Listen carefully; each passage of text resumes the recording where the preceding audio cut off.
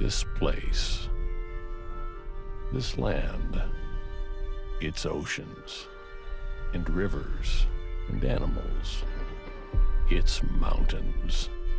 Everything about it is big, real big. Oh, yeah. The takeoffs and the cliffs and the crashes, well, they're big too. But that is why we're all here, to play amongst the immensity and flirt with the danger. This is the last frontier and the end of our journey, one that started with the duels and continued deep into the backcountry of Revelstoke, where the bar was raised once again. Rice lacing a giant double line right there. But to win in Alaska, you must meet the enormity head on. And the Coliseum is enormous. A perfectly suited venue deep in the Chugach Mountains, just outside of the sleepy town of Valdez. Today, we will not only crown Alaska champions, but tour champions as well. Welcome to the final stop of the 2023 Natural Selection Tour. Kicking it off.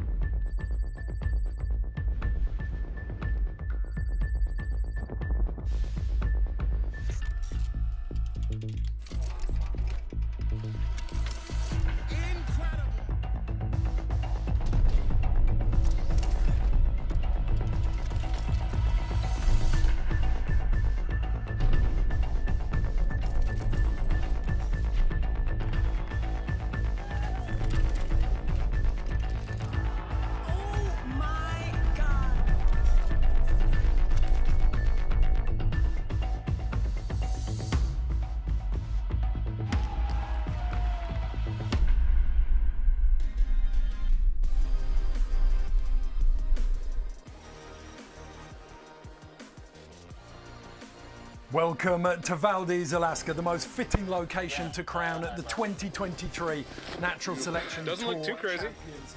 Huge, steep, exposed descents that test every facet of a rider's ability. Big mountain pioneers. They wrote history in the Chugach Mountains. Names like Tomba, Noah Salasnek and Victoria Jelus. And today, we write the next chapter of that history with the Natural Selection Tour Finals. An exciting prospect presented by Backcountry. Joining me in the studio, we have Mary Walsh. She is to snowboarding what Angelina Jolie is to orphans. She's got a heart big enough for all of us. And then former Forum child star, Eddie Wall. Thank you both so much for joining me. Eddie, you know more about Alaska than any of us. The pictures we've already seen there, this promises to be a big, big event.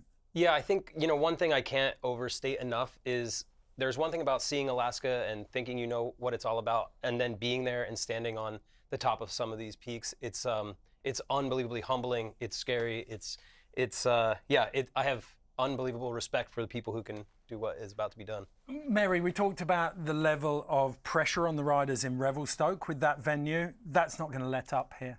No, I mean, Alaska is always that place that really puts riders to the test, both mentally and physically. And mindset is so important going into this, especially seeing that this is looks to be the most featured face we've seen at any of the natural selection Alaskan courses. Yeah, and extremely steep as well. Now, we need to be straight up with you all right from the start. This is a live watch party. What that means is the event took place 2.5 weeks ago, but we know as little as you do about the way this event unfolds. We're watching it live just as you are. And the same goes for Todd Richards, Hannah Beeman and Pat Bridges. The two people who were on site live, though, were Stan Levier and Tom Monterosso, taking up their customary positions at the top and bottom of the course. So let's check in first with Stan Levier.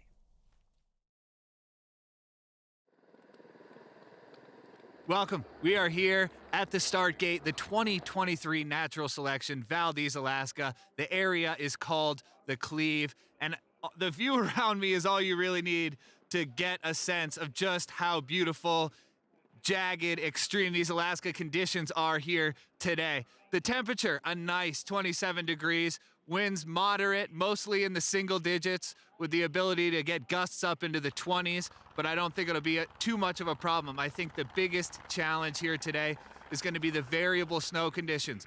About 2 days ago, we had a wind event, gusts up to 50 miles an hour, moved some of this snow around a little bit, buried it in other pockets, some wind-affected events. Kind of a little bit of a wind skin on top is what I would call it. I think that those variable conditions are going to be one of the biggest questions in the riders' heads today. Will they be able to get as much of a freestyle element as they would like? And if so, I think that might be the thing that separates those riders that make it onto the podium and those that don't. Now, Alaska is a rigid, beautiful, fickle, complicated place to film snowboarding, and this finals day is really no exception. But it really is just another chapter in the 2023 Natural Selection Tour and its ability to offer some of the most technical, challenging courses in all of competitive snowboarding, bar none. So I'm excited to see what goes down today. It's going to be a wild ride. Wow, you heard it from the horse's mouth there. Stan Levier letting us know that not only are they taking on one of the most complex venues that we've seen at Natural Selection, they're also dealing with variable snow. I think I speak for most of you, you've probably been watching the Natural Selection social channels. The snow does look like it's in pretty good condition in parts of the face. But we can get another perspective from T-Bird, who's down at the bottom of the course.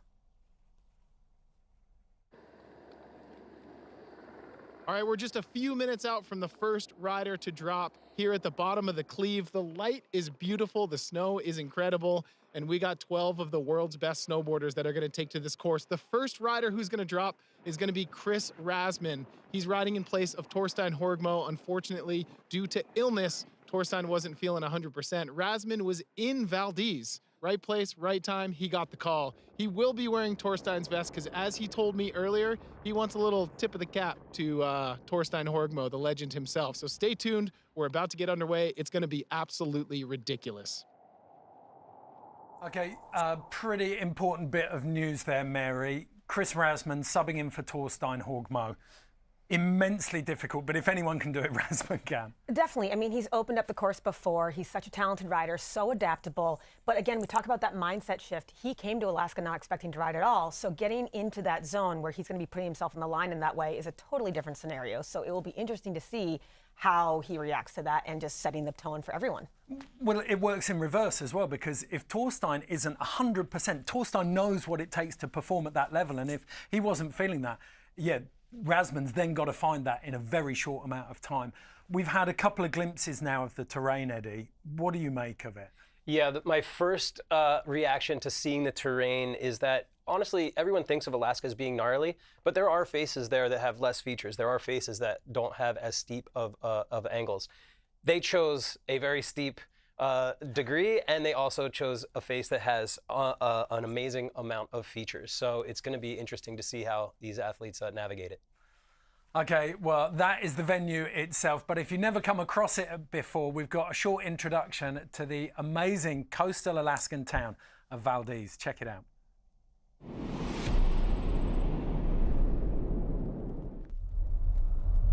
Valdez, Alaska.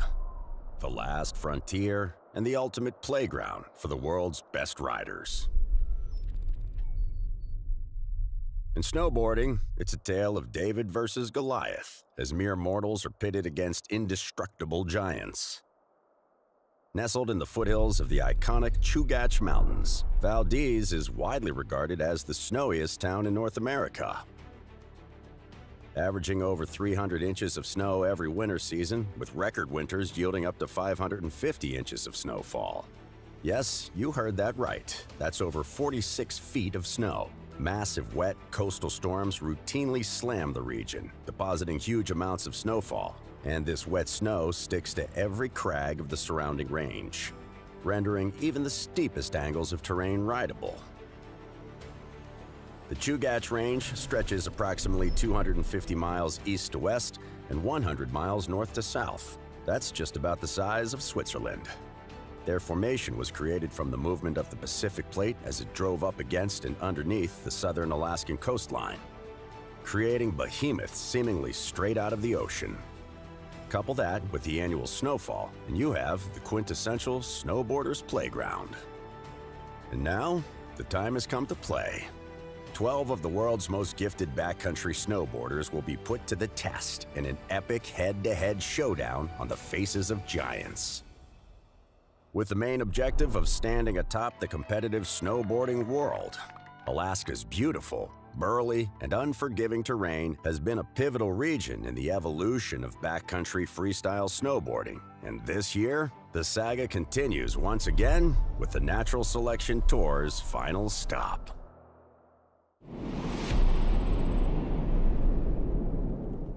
Shout out to Yeti for putting that one together for us. Thank you very much. Now, if you've been living in a snow hole for the last 2 weeks, you might have, well, last 2 months, you might have missed out on what's been going on in the world of natural selection. So we're going to do a little catch up and find out how we got to Alaska. So it kicked off with the duels, 24 riders going toe-to-toe in the pre-qualified riders' venue of choice. So the riders who were in Alaska last year got to choose where the duels took place, and there were some fascinating matchups here, Mary. There really were. I mean, the defenders' choice of terrain really led us a view into the creativity and the terrain influences that each rider really brings into the entire tour and all of their snowboarding. I mean, one of the big highlights, of course, Ben Ferguson, Nils Minnick, just to pull one out of there. Yeah, I mean, this one as well, Eddie, stood out. Travis Rice going up against Red Gerard. Yeah, that backside 7 nose grab right there just shows Travis's expertise and, skill level in terrain like this. And I mean, I think the duels were a really great way to kick off this entire road to Alaska. But the hardest part of it, as you just mentioned, Mary, we saw Ben Fer go up against Nils Minnick, and you're losing someone of that caliber at the very beginning. Oh, it's wild. I think we always say that these matchups, even at the beginning of the tour, are like a finals level or semifinals level matchup. And you're so stoked when someone advances, but it's always a heartbreaker to see who's left off the rest of the tour. Mikey Cicerelli going up against Mark McMorris as well. McMorris hurting his ankle just days after this. So Mikey Cicerelli, despite losing the duel, is on tour. But Zoe Sadowski-Synnott Then moved on to Revelstoke, and this is Boulder Park, arguably the most intimidating venue ever seen at any snowboard competition. Yeah, I mean, I think we all agree that Revelstoke challenged these athletes in a way that they've never been challenged before. No one had ever ridden this face before these riders, and as you can see from this footage right here, to watch them navigate this terrain is unreal. There was a maturity of decision-making, Mary, that belied, like, it showed you just how much skill these guys have got in this kind of terrain. 100%. I think we can safely say that this was the day snowboarding collectively held its breath, waiting for that first drop. And when everyone rode, at the end of the day, we looked back and we had seen incredible snowboarding and the entire field really rising to the occasion. Zoe Sadowski-Synnott, MVP for me. You got Blake Paul 7. Zoe went for the front 7 before Blake, and she was the second person to land a backflip. She really showed up, but then at the same time, so did this man.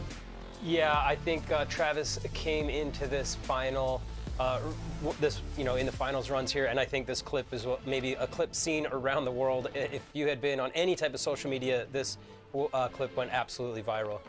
This is the stuff video parts are made of. This is why we tune in to this event, because we want to see riding like this, and it was incredible to watch. Yeah, massive shout out to GoPro. Not just for the GoPros supplied for the Jules, but also for the racing drones in that incredible coverage of the Revelstoke stop. Now, we can take a look at the standings after that first tour stop in Revelstoke, and it makes for some pretty interesting reading coming into Alaska. Zoe Sadowski-Synnott is currently leading the women's standings. 960 points there. She's been to Alaska twice before, but she's come second and third. For a woman who's got almost every trophy in her cabinet, this is the one thing missing: an Alaska Tour win and the overall championship. She is going to be hunting that here, but she's chased by some serious talent. The men's, though, I mean, what stands out to you here, Eddie? I mean, of course, you have Travis Rice, who's in the lead right now, but one thing I can't stress enough about Alaska is that you never know. Anything can happen on this face, you know, and so it'll be interesting to see, especially with guys like in the bottom of the ranking, Ben Ferg and Mikkel Bang. They easily could bump themselves way up into those top positions. Alaska specialists, Ben Ferg and Mikkel Bang, but two creative riders right there in Blake Paul and Dustin Craven, Mary.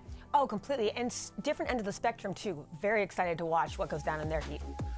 Okay, this is the key part, though. The judging criteria moved away from those freestyle paradigms of difficulty, amplitude, variety, execution, and landing. Instead, the first two criteria there, creativity and risk, those are going to come to the fore in this kind of terrain.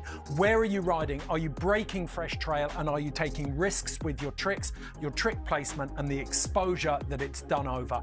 Keep an eye on this. This is going to be very, very interesting. I think especially with the women and line choices. As we said, we don't know what's going down, but I had one little gem that told me the women's line choices are spectacular. So these are the brackets as they line up. A repeat of the Revelstoke semi-finals for the women. What do you make of that Elena Kimi one, Mary? Two veterans of Alaska, Kimi making her return, Elena coming off the Alaska win last year, as well as her part in ARC that just showed this amazing prowess. Kimi is a veteran. This is going to be a heavy matchup.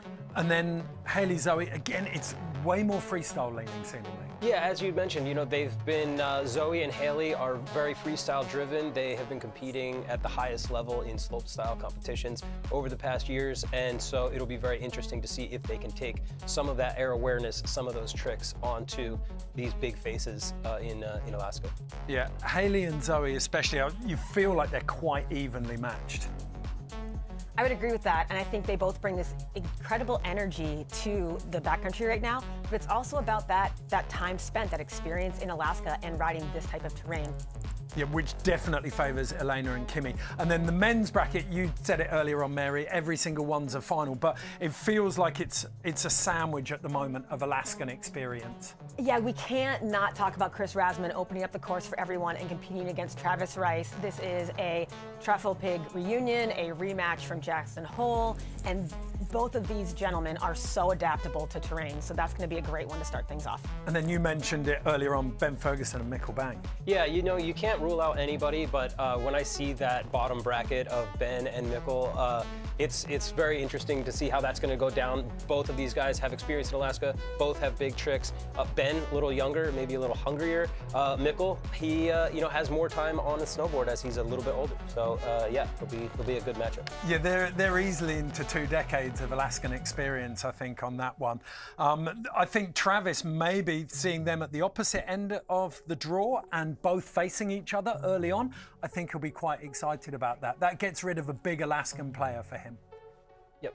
Yeah, and you can't underestimate those middle brackets.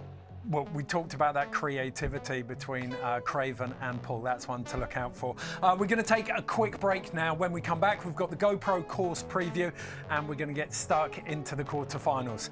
Don't go anywhere.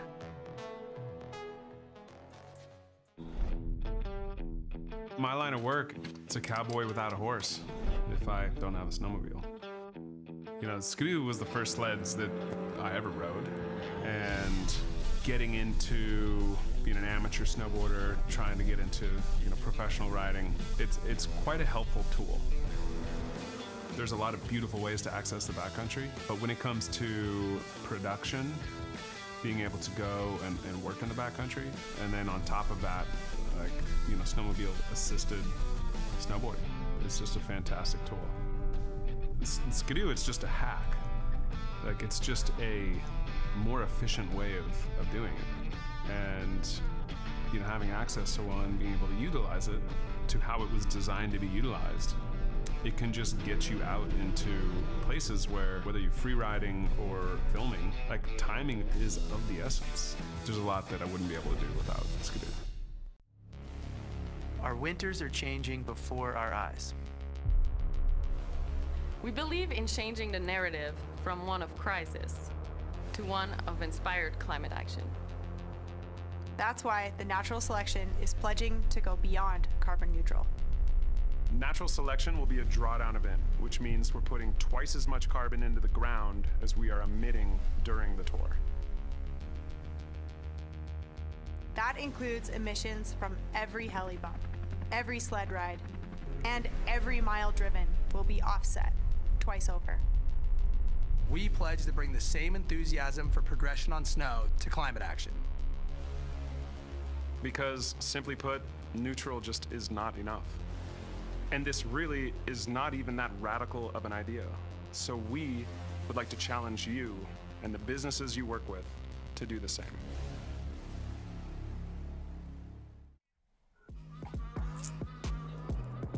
Welcome back to the Natural Selection Alaska, presented by Backcountry.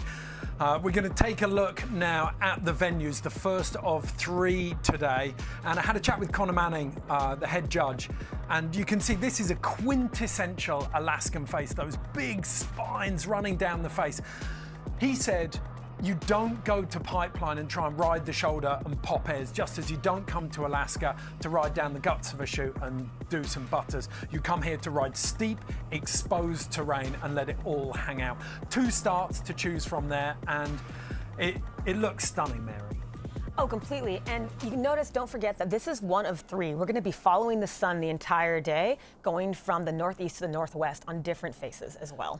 Okay, we can take a closer look at the course now with the GoPro course preview. And these features, Eddie, they're quite unlike a lot of stuff you see in the Chugach. Yeah, I love seeing these course previews, the way they did this with the drone shots, especially the above shots like this, and it really shows you how steep, how exposed, how gnarly this terrain is. I mean, that makes my heart start racing, Well, I remember talking to Tom Burt about this.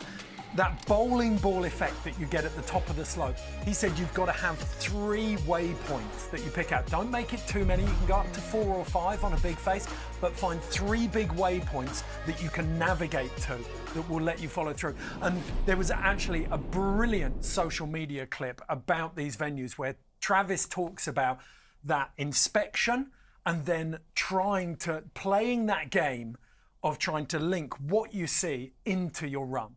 Turning the visualization into reality. Well, it's kind of the last frontier of on-sighting, right? Especially in a situation like this where we are going to be moving throughout the day. You're having to get that translate that information into your every moment and navigate the takeoff, the land. I mean, there's so many things, fluff management. I mean, all of those things come into play. Yeah, you talked about it with the age of Mikkel potentially and Travis. Like, these guys have got so much experience. They've learned how to translate visual inspection to reality. Okay, the chat is over. It's time to get stuck into the quarterfinals, and these matchups are nothing short of mouth-watering. I'm actually salivating and losing my words doing this. We saw the bracket earlier on in the men's. You got some big ones in there. Dustin Craven and Blake Paul. That is a very, very big one to kick off. But Chris Rasmussen, the man who got the call 3 days before this contest started, when Torstein Horgmo called out with injury, going up against the GOAT, Travis Rice. Someone actually asked me why he was called the GOAT the other day. I told them that it's because he'll eat anything and he likes headbutting things. But obviously it's because he's the greatest of all time. He's got a chance to cement that reputation here today. 34 years of age and 40 years of age, proving that there's hope for all of us. Yeah, Chris Rasmussen actually on his Bombhole podcast, Grenier called him the Canadian Travis Rice. He has got the skills in this kind of terrain, I think, to deliver. He's such, like we said before, an adaptable rider. And it seeing what he does today, I think, is going to just cement that further. Yeah, I'm honored to have the opportunity to do this. I would be lying if I said I wasn't nervous, because mentally I haven't had any time to prepare to go into this event. I came here thinking I was just coming for support and to watch the event. And I found out really last minute that they wanted me to be in the event. This place is for real. You have to be an experienced snowboarder to step up to anything here, and especially stuff with consequences like rocks and wind slabs and runnels that you can fall down. If you are slightly feeling off, this is not the place to just step up and push through. It's not a ski resort. It's not just some rolling Utah backcountry. It's a good time to pull out. So I think all the riders have a lot of respect for Torstein's decision to maturely be enough of a badass to know he doesn't have anything to prove. He's got to listen to his body, and he wasn't ready to compete. I'm nervous. I'm honored. I'm excited. Mostly just pumped to get back in a helicopter and ride down a big Alaskan spine again. Okay, you heard it there from the horse's mouth, but I spoke to Rasmussen pre-Jackson Hole in 2021, when he first pulled on the NST vest. He could count on two hands the number of contests that he'd done. Strategy is not his strong point, but snowboarding is. He knows this terrain. He's got the power and the poise to take down Travis Rice.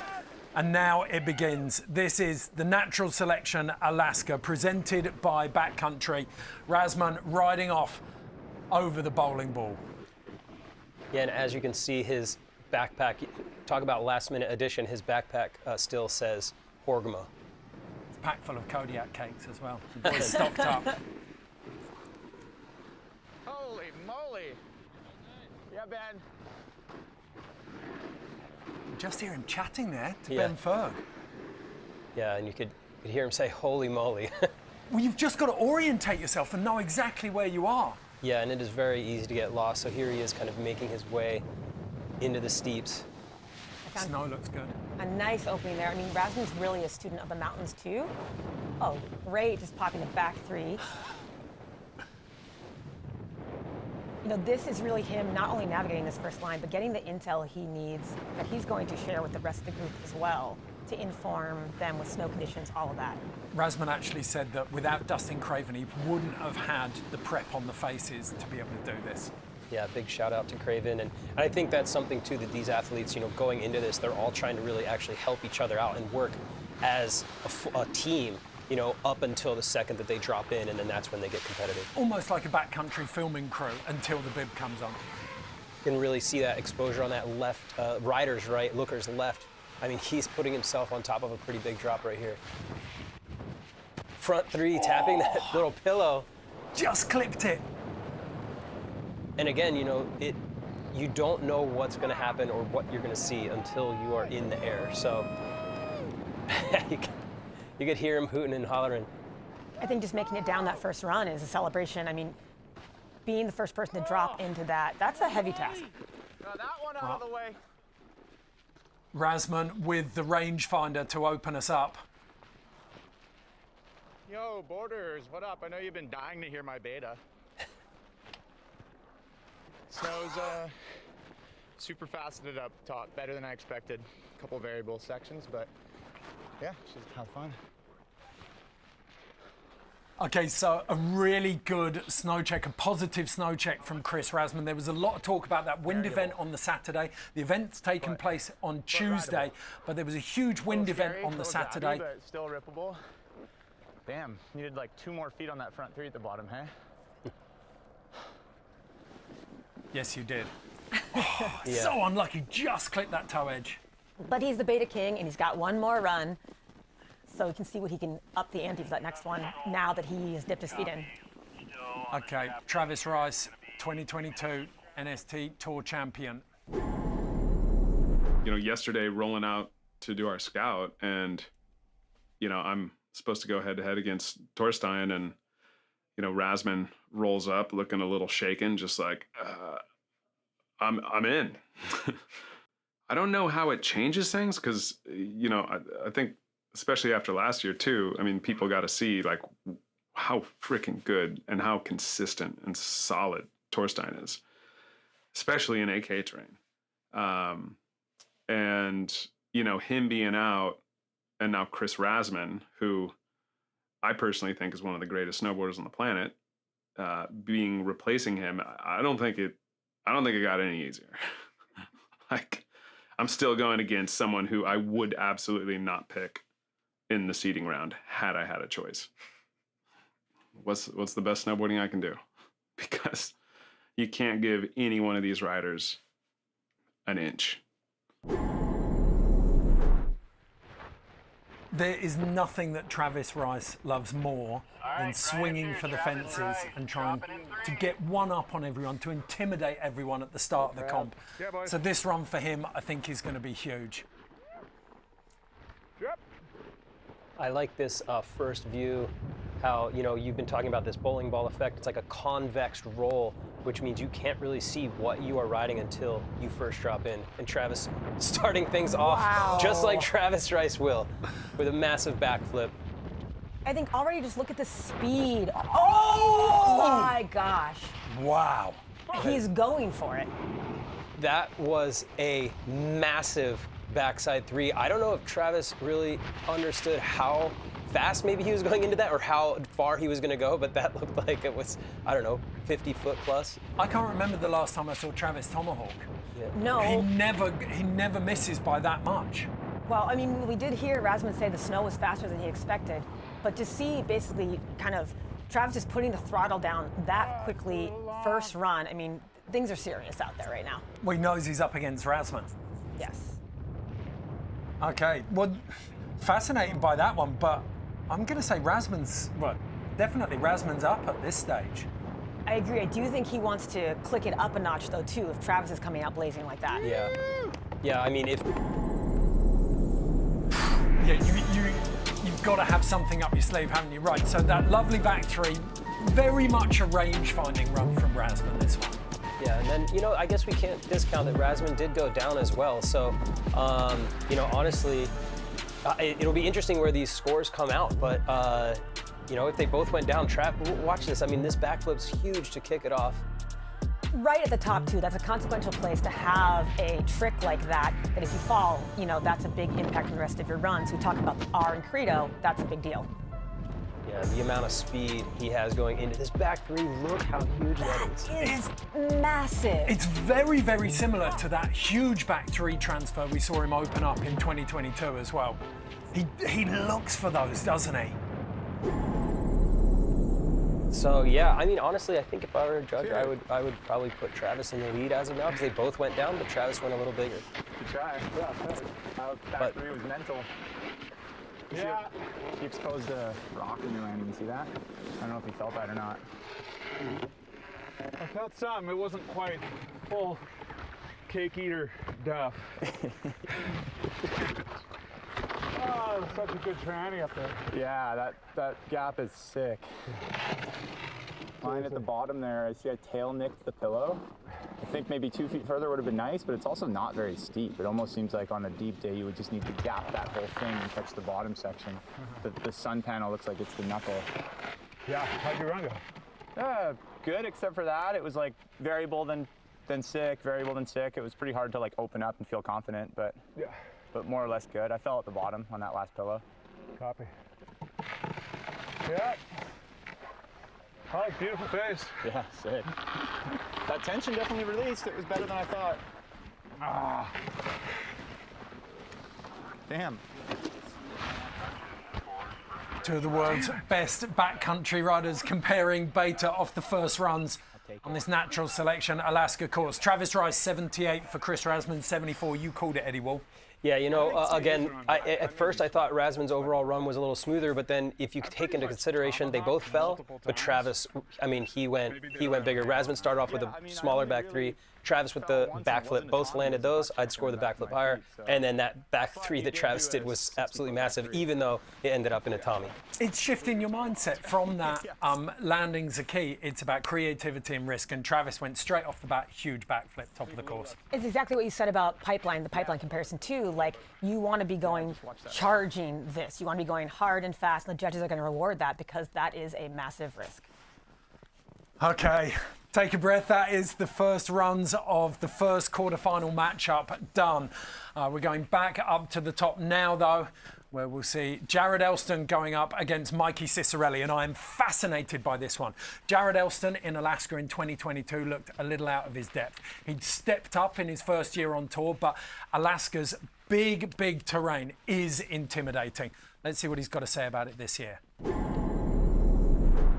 Yeah, I mean, where Mikey and I are definitely the least experienced riders in the field, maybe, when it comes to Alaska. And so, like, I'm glad I didn't get Travis or Mikkel or Ben. So I think we're hyped that we're going against each other, and he's such a great dude. And I'm just like, yeah, I'm stoked to ride with him. Yeah, standing on the podium up here at the event would mean so much. I mean, you got the best riders in the world on the best terrain in the world, basically. So yeah, to get on top of the podium or just on the podium at all would mean so much.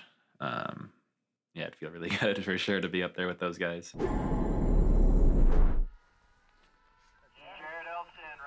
So Elston's going to drop in first. One of Jackson's finest. He's looked uncowed up to this point, I feel, by the natural selection tour. He's really got himself stuck into this, and look at the confidence he's riding in with now. No hesitation whatsoever. Yeah, I think something to be said for the age of these two. You know, this is a younger bracket. You know, you have early 20s, and the benefit of that is that you are a little bit more fearless. You're a little more hungry, but on the downside, less experience in the mountain as somebody like Travis, who's who's 40 years old.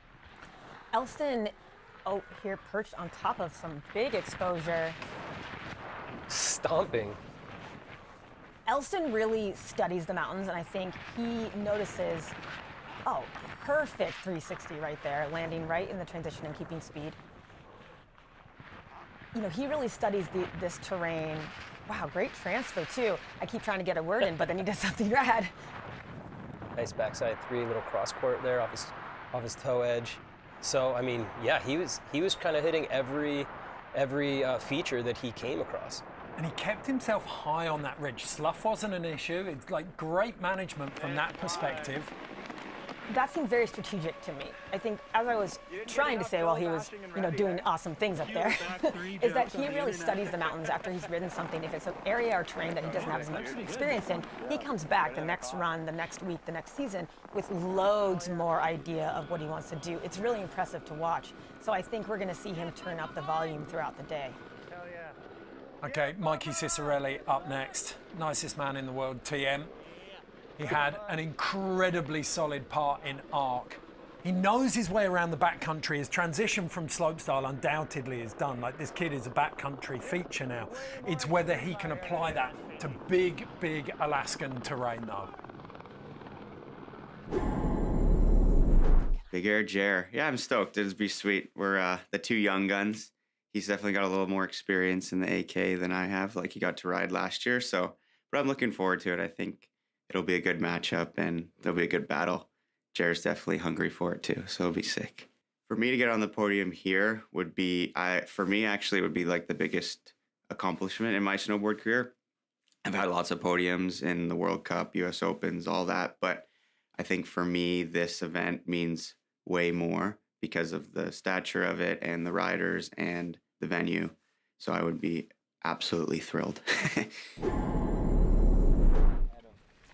Of course, our first matchup of the day where both riders have their Dakine vests on with their name on it. Ciccarelli, first time joining the Tour in Jackson. And those vests are actually interesting because they are very, very functional. You can see they're equipped with airbags. They have room for all the equipment that you need, beacon shuttle probe up there. So pretty rad. Yeah, alongside all the EMTs and patrollers that are on the face. So safety is paramount here at Natural Selection as Mikey Ciccarelli makes his way on to our northeast exposure venue, the first of 3 today that we'll see. Kind of making his way along that rider's left ridge line until he can find out where he's dropping. Same line as Jared up to this point. And this GoPro angle from the drone really shows, how steep it is and how scary this terrain is. Got a little melon grab off that nose. Great landing off of that as well. It's really exciting to see Ciccarelli. Oh, big backside 360, landed that beautifully. It's so exciting to see him get his feet wet in AK like this. You talked about Torstein shouting over the fence at Travis in Alaska last year. Mikey Ciccarelli comping Travis's back 3 there with his own. Beautiful backside slash right there as well. Yeah, I think the judges are going to reward that back 3. That I cannot wait to see the replay of that because that was, again, everything you see here is far bigger than you can even tell. So that was incredible. What was clever about that, it was almost mid-face as well. Let's take a look. So Jared Elston, I know that Austin Smith has said that his brain is his most dangerous asset. He's so strategic in the way he rides. And I think that's what we're going to see is that, that was a great first run by him to get his kind of sensibility going, but we're going to see more. He can ride faster, he can hit bigger things. 2 back 3s in a run, and both of them on the smaller side. When you compare them, Mikey, big drop up top, no rotation, but this. Yeah, right here. Oh, I'm so happy they're slow-moing this. Wow. You get the tail of the ping at the watch top, the speed he lands with and how he can control that. That's really impressive, too. Yeah, that exceeded his years in Alaska. That was a very, very wonderful transition there. Yeah. Yeah, Mike, way to pop your Alaskan cherry. Giggles at the top. You went huge. 2 riders that come from such different backgrounds, too. Ciccarelli coming through the contest scene, and I think that mindset, I'm sure he's taking him to this situation where it's an unfamiliar terrain to him, but he's navigating it very well so far. And you can see it with the aerial awareness. He knew exactly how he was setting up for that 3, he knew where the tail was. That part of it's easy. If he can get to the takeoff and he can stick the landing. Okay, scores coming in for the second of our men's quarterfinals. There it is. Interesting. That's a little closer than I thought it was going to be, but it could be Mikey taking a little less risk up top. And even though his back 3 was a bit bigger, it was way lower down the face, I think. Yeah, I think Jared had more tricks, but Mikey did 1 or 2, but the 1 was really big. Okay, next matchup. Quarterfinal 3, Dustin Craven versus Blake Paul. 2 very different styles of rider here. You've got that immense technicality of Dustin Craven going up against that beautiful playfulness of Blake Paul. Craven is in first, and he's definitely making fun of the helmet again, isn't he? Yeah, we got, like you said, Craven is kind of full send. I mean, it's like with there only being 2 events this year and the overall title being in contention, it's like me and Blake obviously are now one of us is gonna knock each other out, which is kind of cool that one of us has a shot at it. I think just anything at my age is cool, so A win up here would be great. A 8th up here would be great. I'm just kind of trying to, at this point, just enjoy the surroundings and the opportunity. You know, these could be my last 2 runs that I ever come up here for, or I could come up for more. So just trying to enjoy the runs and enjoy my time spent.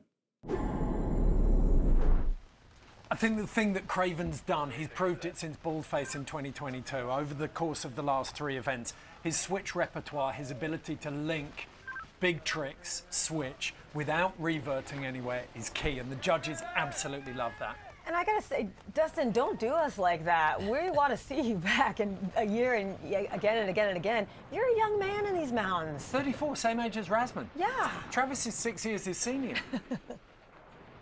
So Craven looking comfortable. So far, it looks like most of these riders are choosing to go kind of way far out on that ridge line before dropping. Yeah, it's down through the center of the face. I think you can see a lot more from this point. You can almost hear that sugary quality of the snow. Going frontside 360. Again, doing any type of tricks or airs this high up on the course. And then solid method, little popper ollie. How well did he shut down the speed as well? Like, got control of that really quickly and really comfortably.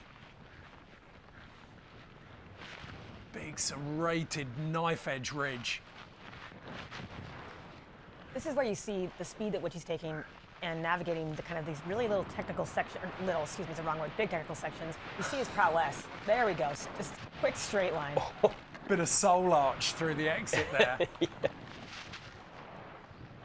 Chucking up a couple of chunks of cold smoke down at the bottom.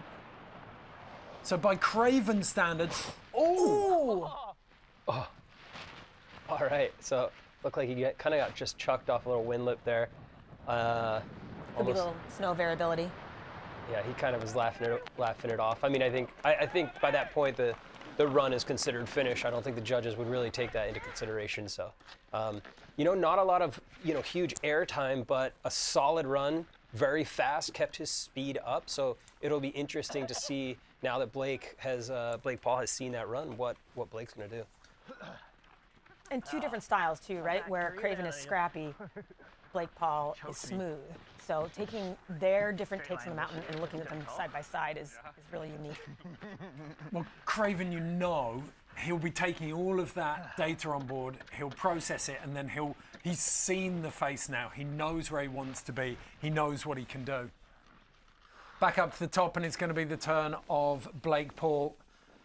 He now calls Brighton in Utah home. Mary, you called him in Revelstoke. You said you like to think of him as a melody. There is no doubt, though, that this boy is always perfectly in tune with the terrain. Yeah, I mean, it's cliche, but that's just because it's true. Like, Alaska is the mecca for snowboarding. It's got the best terrain. It's the hardest place to get the best conditions and have it all line up. I think I just look at the face as more like what would be the best film shot or what would look the best, and not always thinking about it competitively. That seems to help as well. I don't think there's any easy matchups out there, but I know Dustin does not care about snow conditions or terrain, and he's just down to send it, and he's just confident, and he can ride anything. So it's not looking super good, but then again, going against anybody here is tough. Second place in Revelstoke a month ago. Blake Paul is on a roll at the moment, and certainly same kind of gradient that we're going to see here. And he's had the bit between his teeth since he got the wooden spoon in Baldface in 2022. I remember Sandy McDonald saying that Blake actually put in more turns forwards than Dustin did switch on one of the runs. So Blake definitely has stepped up his riding this year. Yeah, starting it off, as you can see, he cruises with good speed. He knows how to mitigate all of that slough management, but also one of the worst things that can happen in here is getting in the white room, which means you go to slow down, you completely throw snow up over your face, and you get lost. And so far, he's just proving that that's not an issue for him. Yeah, he looks smooth, controlled, and with good speed. He's making this look playful right now. Yeah, he makes it look. It's funny because sometimes I wonder if it's almost a negative because he makes it look too easy. I think that's a very real factor with the judges. Oh, huge back three stomps it. Beautiful. Wow. That was a majestic run. That was a film part run. Yeah, that was lovely. If you hadn't seen another track in that, you could have quite happily watched that in a film. Yeah.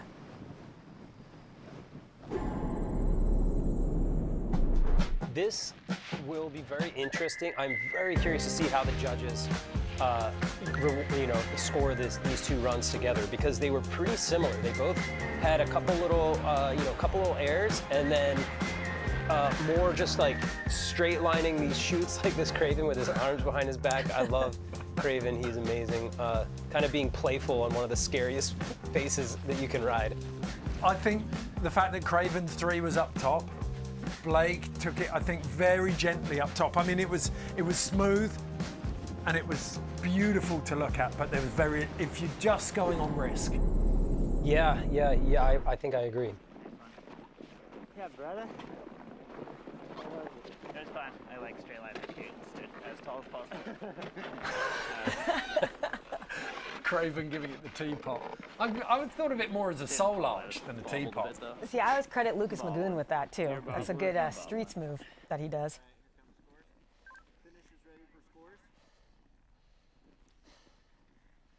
Both looking calm compared to the amount of adrenaline that's running through them. An 83 for Craven.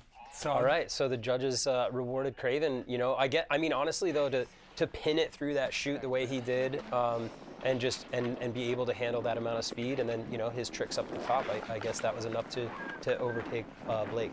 I think Razman said it really nicely though at the end of his run to Travis. It's released the adrenaline. Like the moment you get on the face, you feel the snow underfoot and you start relaxing. That's what everyone's doing with this first run. Okay, Eddie, you called this one as one of the standouts. Undoubtedly, two of the most experienced riders when it comes to time spent in Alaska. Ben Ferguson versus Mikkel Bang. Ben Ferguson, roots in half-pipe riding, has transferred them to the backcountry majestically. Yeah, I mean, you look back at all those like standard movies, like these guys were coming up here, like, I don't know, they came to Valdez and kind of pioneered it all, like they named all these faces and they wrote all these big crazy lines like Noah Selaznick and so many legends have been up here in Valdez and kind of pioneered this place. So it does just have this like aura of snowboard culture and like, special place for snowboarding. I've gone up against Mikkel a couple times now and we're like such good homies that it's almost like no matter what happens, like he's my good buddy. So like if he moves on, I'm hyped for him. I got a dog in the fight, I definitely want to beat his ass. And he definitely wants to beat me too, but we're like buddies and we don't want each other to like get hurt or anything like that, like we both want each other to do good, I think. And being up there with him, like dropping in with him will just feel natural. Like we shred together all the time. So it'll be fun, but definitely trying to take him out for sure. Ever since you saw his half-pipe runs, you know that Ben Ferguson did his snowboard history. He definitely studied that, and they were flying past Pyramid, one of those iconic peaks, on the way out here every day. Meteorite Books. He mentioned Noah Selaznick, that crazy super spine section. Yeah, and now the Coliseum. Yeah, huge shout out to the Hatchets and Hostanek and some of these riders and filmers who back in the day just really put their footprint into Alaska. And all of the locals up there. Yeah. The AK Bombers crew, Ryan and Donnie, the Liskers, who I think had a big hand in pioneering this, and of course Jason Borgstead up at Aliaska. Ben Ferg dropping in for his first run of the quarterfinals, going up against Mikkel Bang.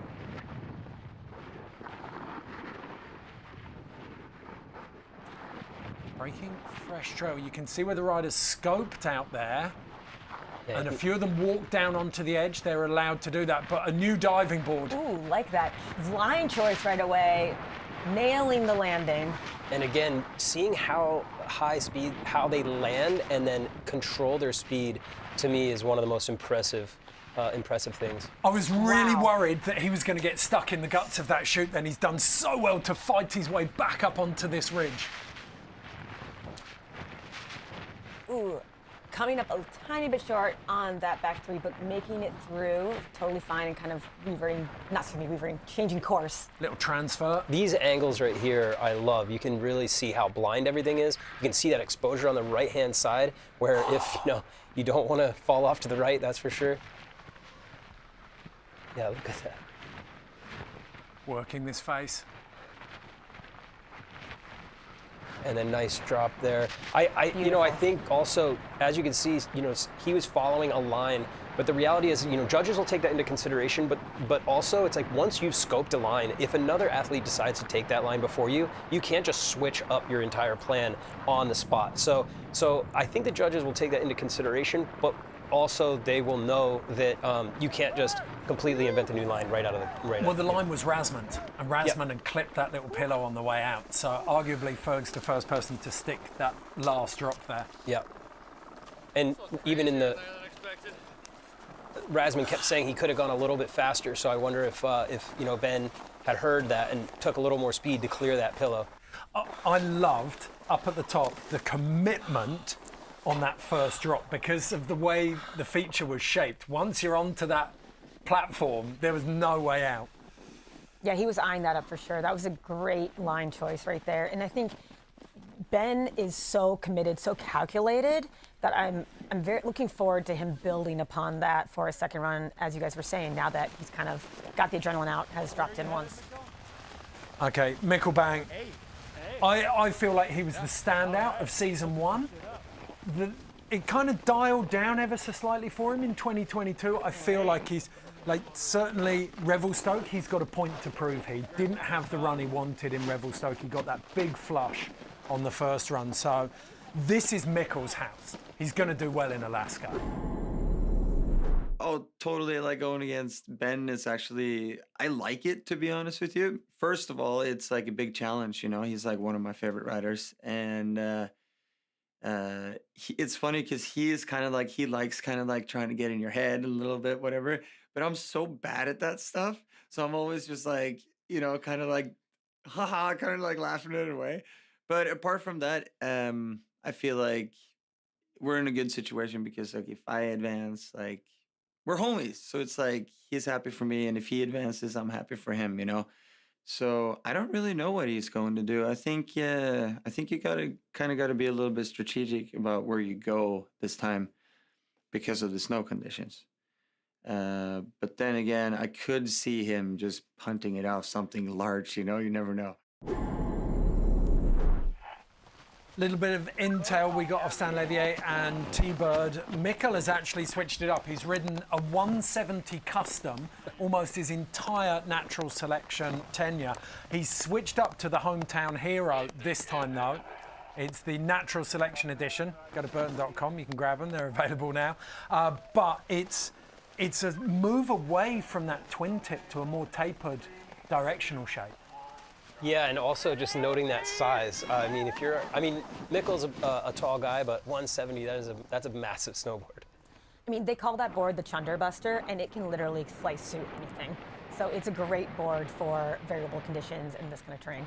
So one of the few walking tracks that was allowed out to the edge of the bowling ball there. Mikkel breaking totally new tracks here. You can see him just stamping, getting a feel for that crust. Yeah, I think instantaneously the judges are going to notice that he's taking a line that nobody else has taken yet, and this is so gnarly. And I can't express how difficult it is to ride these lines with this amount of speed and then do tricks like that. Oh, that butter to switchback one. Absolutely gorgeous. That's the Mikkel we know in AK. Yes. Wow, that was gnarly. Back three with a really testing run out in the shade across all of those ridges. Such a technical talk too. Wow. That was immense from Mikkelbank. Two very different runs from two brilliant riders. This is what I came for. And this is where that comes. They're down in the standings of the overall, but runs like that can elevate you to the top very quickly. So you got that big drop, slight interruption to the run, then that under-rotated three, but with a lot of exposure on the exit there for Ferg. And then Mikkel. This right here is so impressive. That is unreal. Totally blind coming off of this. Wow. That is a Perfectly thing. composed. Yeah, it's just absolutely beautiful. And you know, Mikkel's saying that he's not very good at the smack talk or getting someone's head, but I feel like that does a pretty good job right there. The big thing is, though, he had way less vertical to work with heading out to the rider's right. Pretty good. I kind of got hung up in one spot, but I didn't fall. Snow is not bad, huh? Good, yeah. Holy shit. Ooh. Man, it felt good to just go. Get one. I know. Get one in the box. I know.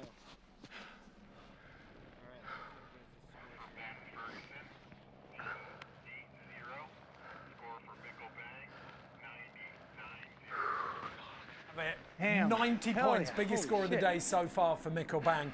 I did a butter. Panic butter? Like no butter on pillow and then switch back one off. Gangster. Dude, the landing was I hit like that cliff. What? See the landing? Which one? The top one right there? Oh my god, yeah. And then I like tried to cut into this other pillow and it had this huge like Did you write down this stuff? Yeah, and then I wrote down that. Yeah, whatever. All right, we're down here with Mikkel Bang and Ben Ferguson. We just wrapped the first run of the men, and we got the first crew bumping back up, but we got Mikkel and Ben down here. Mikkel, I heard you saying the snow was a little bit better than the other scout day.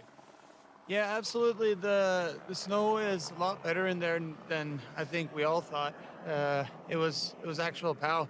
It's only like on the top and the ridges where the snow is a little bit grabby, but it's actually pretty damn good. And Ferg, how do you feel about your run, buddy? Scores did just come in. Are you going to step it up a notch? Are you going to try the same thing? What are you going for? Man, I'm not really sure. I'm going to have to figure that out on the bump up. Maybe get a little look at what's going on, where the lines are. But I would like to do that again and clean it up, maybe add a couple things. I got hung up in one little spot. Can make it a little bit better. All right, stay tuned for the Battle of the Buds right here. Nice job, boys. Proud of you. Well done.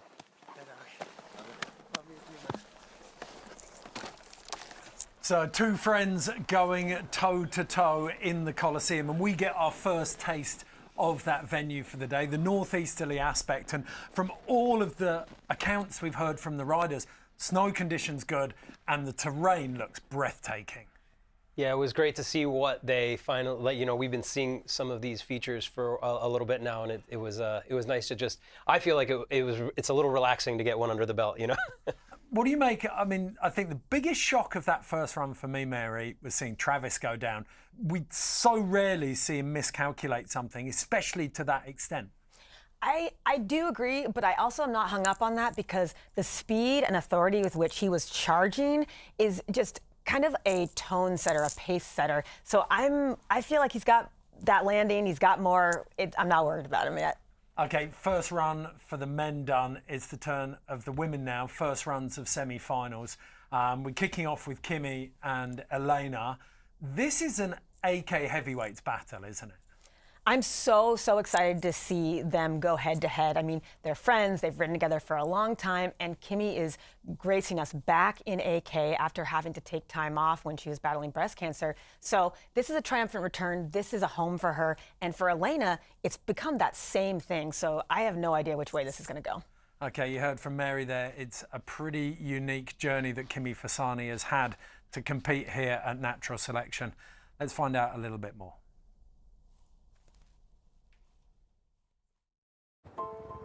If you would have told me a year ago that I would be standing on the top of the Hemlocks at Mammoth Mountain with a crew about to drop into the Natural Selection, I wouldn't have believed you. Kimi Fasani is the archetype of the changing face of women's snowboarding. She's just broken all the boundaries. And now she's a pioneer for all women in sports, all female athletes. She helped all of us women with that, because like if I ever decide to get kids, I know now there is a person that did it before of me and made it work. Here, this is the doctor. 5 years ago, this started with my mom having cancer. This is not something that I see even once a year. This is something that I've seen a handful of times in my career. Even though you were so young, my goal with you was to make sure you were alive to take care of your kids.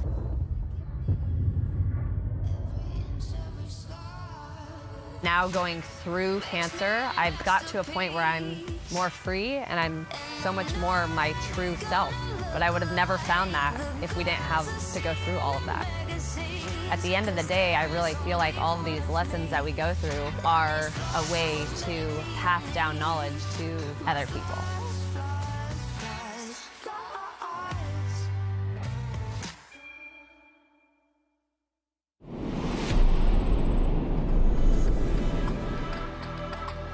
Semi-finals on the northeasterly aspect of the Coliseum. So much terrain to get stuck into here and so many different styles of rider. Kimi Fasani in those 2016 and 2017 Absinthe film parts put down some very, very technical Alaskan descents. Over the last couple of years, Elena Height has done exactly the same thing. She's got her teeth stuck into some very, very big lines here. I think it's important to say off the back of that Kimi piece as well, she agreed to become a part of natural selection just a couple of months after the all clear. The head was undoubtedly willing, but she was down to 99 pounds, 45 kilograms after chemotherapy. So it took so much work for her to get physically ready for this event. Elena and I have known each other for a really long time, and we've never been in a competitive landscape. And so when we went to Revelstoke, having that matchup, but watching her step into the backcountry for the first couple of years of her career, I remember when she called me when she was going to Alaska for Full Moon. And I just tried to give her as much seeded information I could to calm her down and have her hopefully embrace it and experience it for what it is. There's nothing that can prepare you for Alaska but experience. And so trying to shed some light on that for her. And now I feel like she's going to do that for me.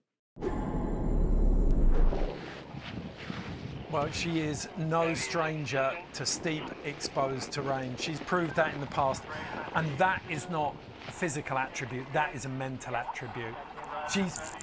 I think this venue is really going to suit her. Oh, completely. Kimi is one of the strongest mentally individuals that I've ever met in my life, and her background of freestyle riding applied to this kind of terrain is her sweet spot. Okay. Fasani emblazoned on the back of that Dakine vest. Looks the like GoPro she's race drone follows her in.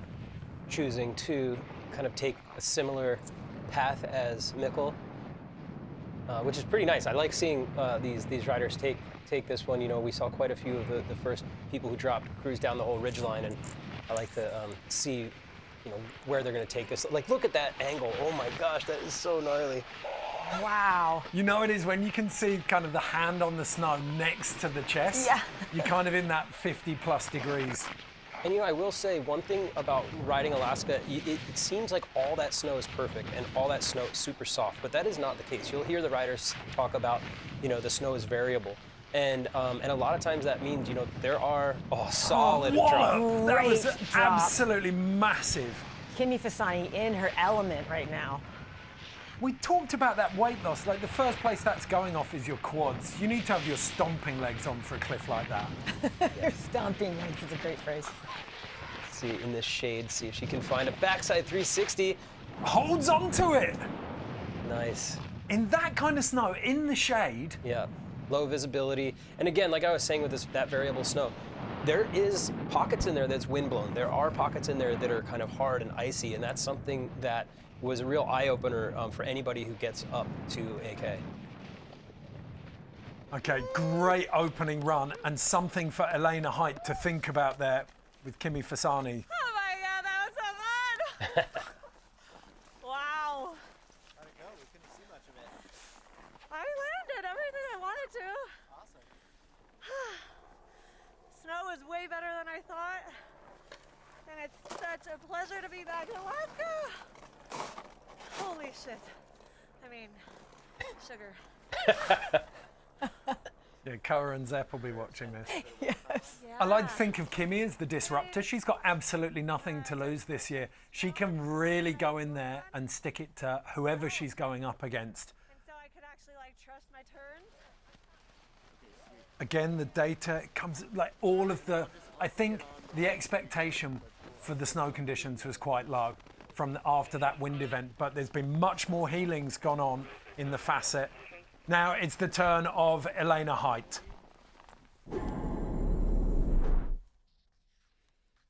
Revelstoke was very full on. I learned a lot. I think that it really challenged everyone and put everyone outside of their comfort zones. I think Kimmy has the most experience in AK out of all the girls. And so I'm really excited to ride against her in the first round. I think that I've learned a lot from her. The first time that I came to AK, I called Kimmy for advice. So it's a really special matchup for me. There is nowhere in the world that has the terrain that Alaska has. And in snowboarding, it really is just this pinnacle of riding. It's the place where you come to not only prove your snowboarding, but also like push yourself and see what you're capable of. I think the descents are all way grander and steeper and more technical than anywhere else in the world. And so I think since the beginning of snowboarding, people have come here to see, how they match up to that. Yeah, King of the Hill into Tailgate, Alaska with Nick Parata. This has been a proving ground for professional snowboarders. And if you use Travis Rice as the archetype, you invest in yourself. When your travel budget runs out, you don't just stop there, you invest in yourself. Travis did it, and we've seen Elena do it over the last 3 or 4 years. All right, here we go. Elena Height dropping in. You can put Elena on the top of something like Scary Cherry at Baldface. You can put her at the top of a massive pillar line at Revelstoke, or like this, you put her at the top of a line in Alaska, and no matter what she's dropping in on, she's going to put on a good show. Rides with confidence and commitment. If Blake Paul, as I said, is a melody, I think that Elena is an accompanying harmony, because what we've seen her put down in the backcountry in the last few years has been nothing short of so natural looking while being so technical at the same time. Well, as you said, that kind of harmony line, she sort of bounced her way in with the rhythm, didn't she? One thing I'll say is this snow, you hear a lot of the riders commentating on it, and you don't see a whole lot of slough. You don't see a lot of snow movement around them, at least from these angles. Oh, trying to get a little air there. But, that's a really positive thing, because when that slough is rolling past you, if that catches your board, you're just ripped right off of it. Good speed control. After she dropped that first cliff, but then that second section, little drop in there, very, very steep, and she managed to shut it down really fast. Yeah, I think, Jeremy Jones once commented about getting up to speeds in Alaska. It's similar to on a skateboard if you're bombing a hill. Once you get up to a certain speed, it is very difficult, if not impossible, to slow down without just butt checking or falling. You could see very difficult. In the guts of that chute, there was some really difficult snow, a few kind of death cookies. All right, the ease, the calm after the storm right here in the outrun. That must feel so good.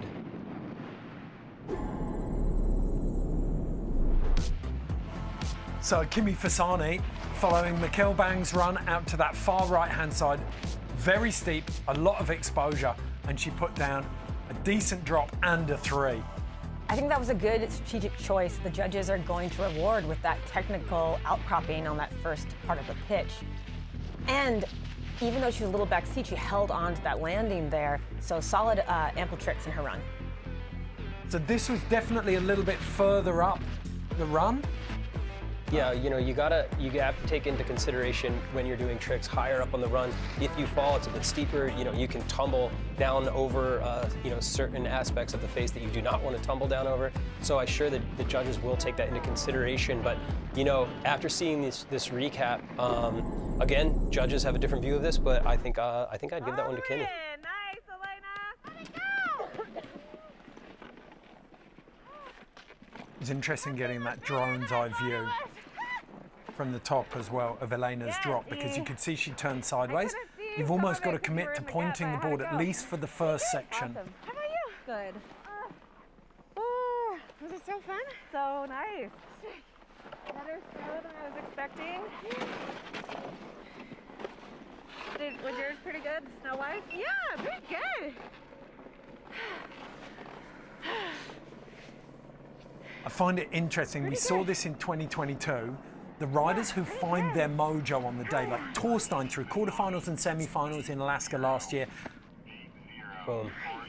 80 points for Kimi Fasani. You need to buy a lottery ticket, Eddie. You're calling me. Well, it's not luck. I'm sorry. I've diminished your skill level there. There's no luck in calling this. No, quite a few years of judging, but yeah, no, that was a solid call. I think the judges did a good job on that one. And it's amazing to see Kimi come out with a score like that, you know, with this comeback. It's just one of the most incredible comebacks in snowboarding history, if you ask me. And yeah, so happy to see her back on her board, killing it. Talking to her after Revelstoke, just being a part of the competition was the biggest thing for her. I do think that was a bit of an intel mission, though, for Elena. I mean, we saw her send it with a very large drop in the beginning, but I think now that she's gotten her first run in, she's really going to take that up for the next one as well. So, okay, Hailey Langland versus Zoe Sadowski-Synnott, a repeat of the first semi-final that we saw in Revelstoke, where Zoe rode at, I'm going to put it out there, it was one of the highest levels I've ever seen big mountain riding from women. It was chin first, very, very strong riding.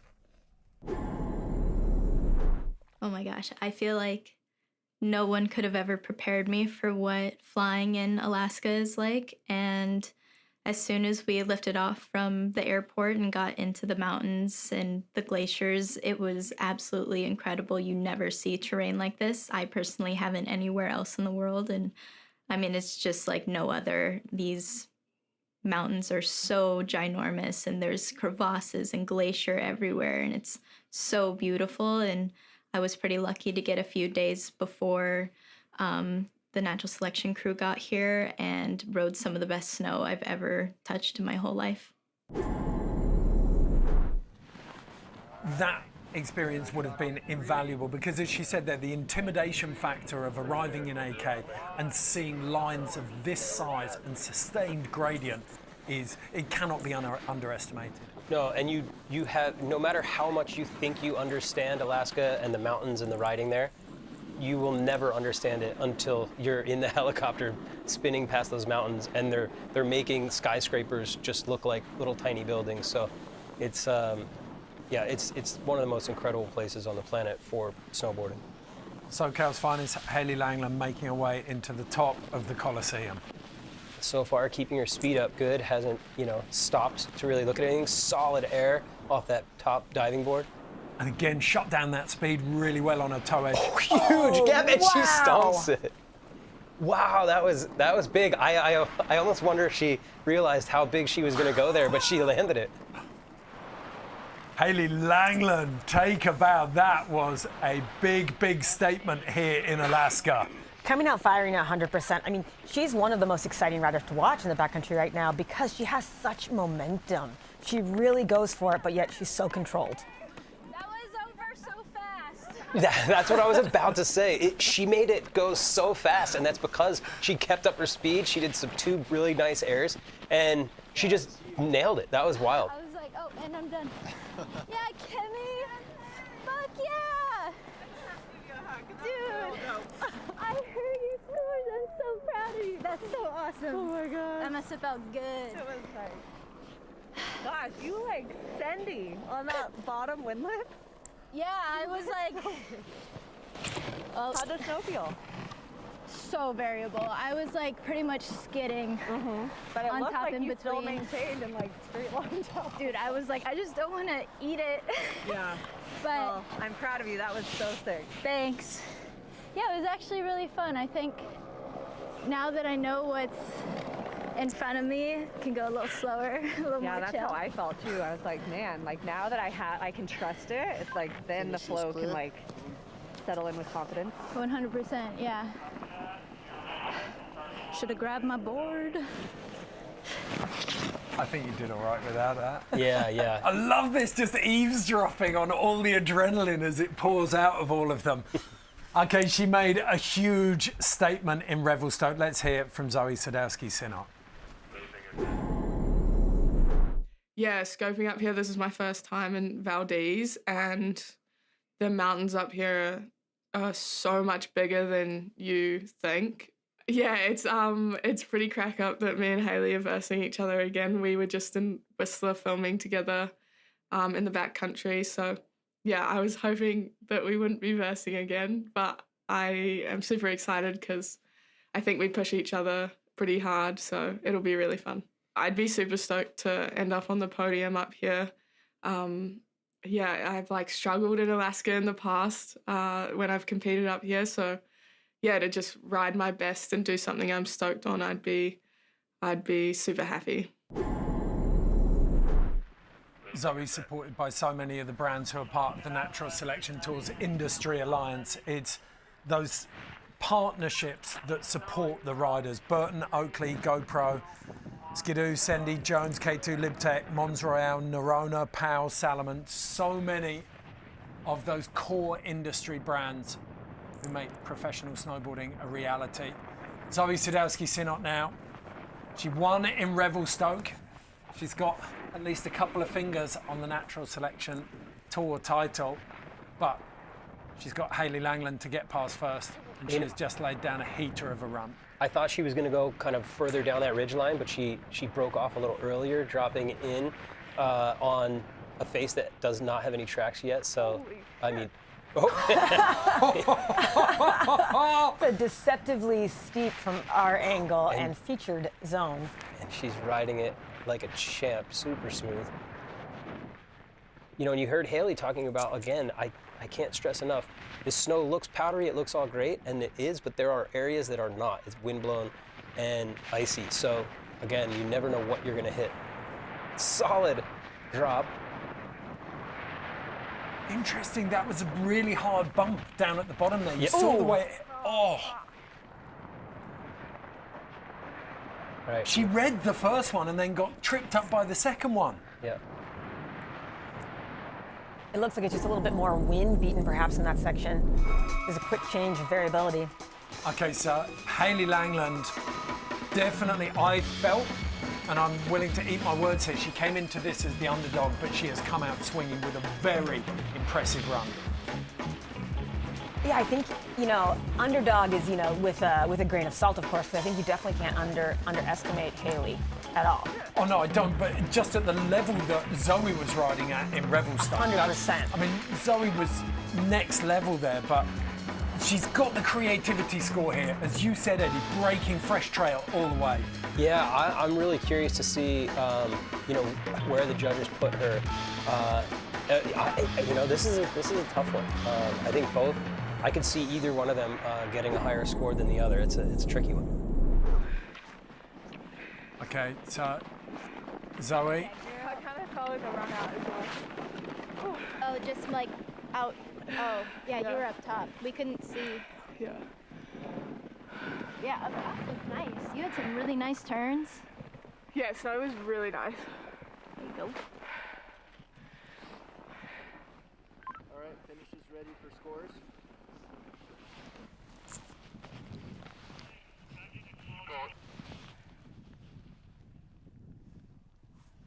Scores for Haley Langland, 75-7-5.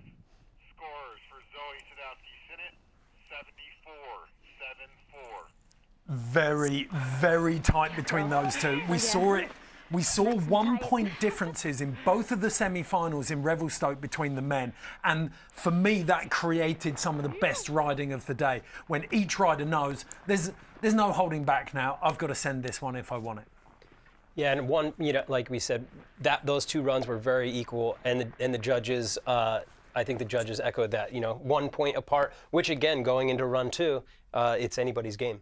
And you said on the other side of that draw, Elena and Kimi, you think Elena's used that first run as a rangefinder and she's going to come out swinging run two? 100%. I mean, I think for each of the riders that's the case, but I definitely think that Elena has a little more depression in that pedal she's going to put down. But Kimi the same way. Kimi came out so strong with her flow that you heard her talking about it. That's going to be ratcheted up as well. I mean, honestly, on the women's side, I feel like it's anyone's game right now still.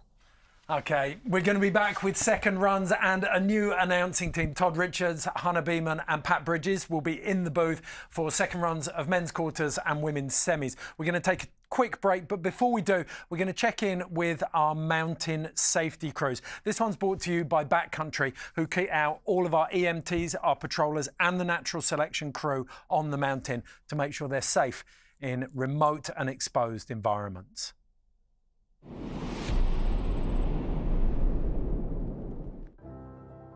Terrain in Alaska is awe-inspiring. It's huge. It's way bigger than you think. I truly feel fortunate to be able to ride in these mountains. Riding bizarre terrain with great snow, it's the diversity that's what's so great about snowboarding, is something that there's endless amounts of up here.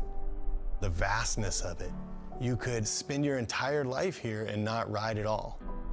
I don't think you can underestimate the severity of risk and danger that's involved with going into the mountains in winter. It's something to really be respected. Being familiar with your equipment and your protocols, it's no joke up here, so we're constantly on. Cliffs and avalanches, huge cornices, bergschrunds, crevasses, seracs. The risks are bigger.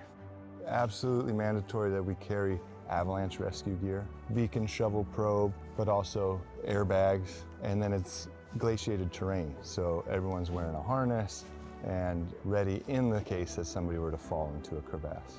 An airbag has a handle that can be deployed if you are swept or being caught in an avalanche. It increases your volume. It's really important when you go into the backcountry that everybody you're working with works together as a team. This is something that doesn't happen overnight. You really have to invest in it and continue to practice. Complacency is something that happens to even the best of us. And so keeping everyone honest, it's kind of the way that you need to operate in the mountains. Backcountry snowboarding is something that I couldn't really live without. It's a serious thing, it needs to be taken seriously, but the payoff is there's really nothing more fulfilling than being able to move through the mountains, do big things in the mountains, and again, that takes really strong teamwork.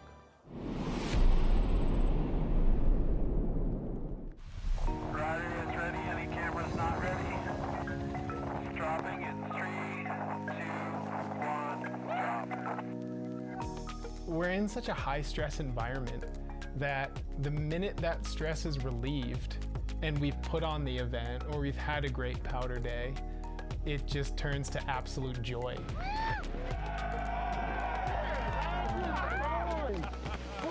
All of a sudden, you just start hearing, and everyone's cracking a Pacifico.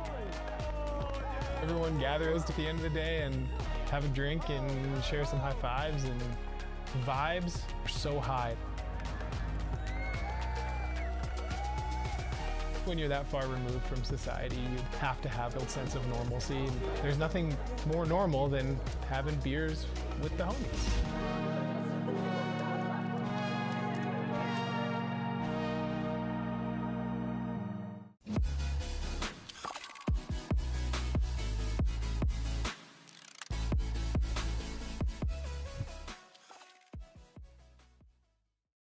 A cool way to think about the NST kit is to try imagine everything that fits under the NST umbrella.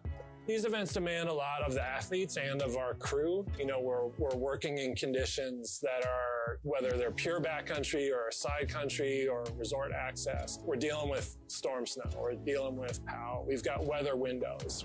NST is this blend of backcountry freestyle riding meets a contest scene. In working with the NST team, they were looking for more of a utilitarian design that can really work with their packs, with their radios out in the backcountry and in freestyle riding. It's been rad working with backcountry over the last 3 seasons and seeing the evolution of the product. This kit is at home anywhere people are working in the snow. Welcome back to Natural Selection Tour from Alaska, presented by Backcountry. Well, we've got the second tier in right now. I'm Todd Richards, joined by Hannah Beeman and Pat Bridges, who are affectionately calling Pat GPT here from Natural Selection.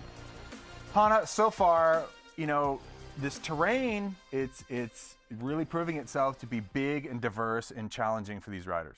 Yeah, and we're seeing their first runs where they're also getting a lot of information on the runs that they're doing, the terrain, what the snow condition is like, size. So it's really cool to see these first runs and see them feel everything out. We're seeing them learning in real time, and this is a whole new piece of terrain that's big and bad and very featured. Yeah. So there's a lot going on in it's there. a lot to work with. Pat, what's stood out to you so far that we've seen? Well, right out of the gate, second run of the quarterfinals, we saw Travis Rice over amp. And then beyond that, I think some of the other surprises, Mikkel had an amazing line with the butter to switch back one. And on top of that, we just saw Haley Langland just seemed to be punting it down the run, but holding it and making it top to bottom. But it seemed like she was really on the edge. She might have had the fastest run of the day so far. It wasn't a timed event. Hale's blasted down that face. Now, we've got, not only the crown being put on someone's head today for the Natural Selection Tour, but we've got the big prize that's on top of that, with a Ski-Doo being given out to the winner. And it's huge because you talk about the tools that facilitate a rider that is filming in the backcountry. If you don't have the right machine to get you up through the snow, you simply aren't doing it. It's like being a cowboy but not having a horse. So we're going to check in right now with how Ski-Doo has actually been giving these riders and the crew that works on Natural Selection access to the backcountry for the entire Natural Selection Tour.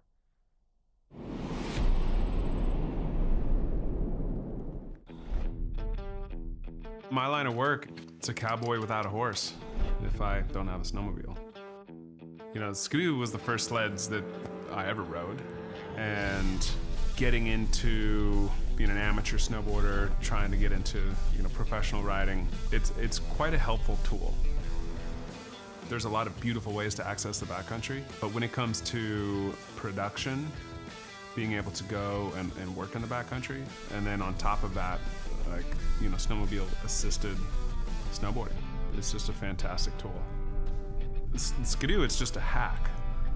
It's just a more efficient way of doing it. And, having access to one, being able to utilize it to how it was designed to be utilized, it can just get you out into places where, whether you're free riding or filming, timing is of the essence. There's a lot that I wouldn't be able to do without Ski-Doo.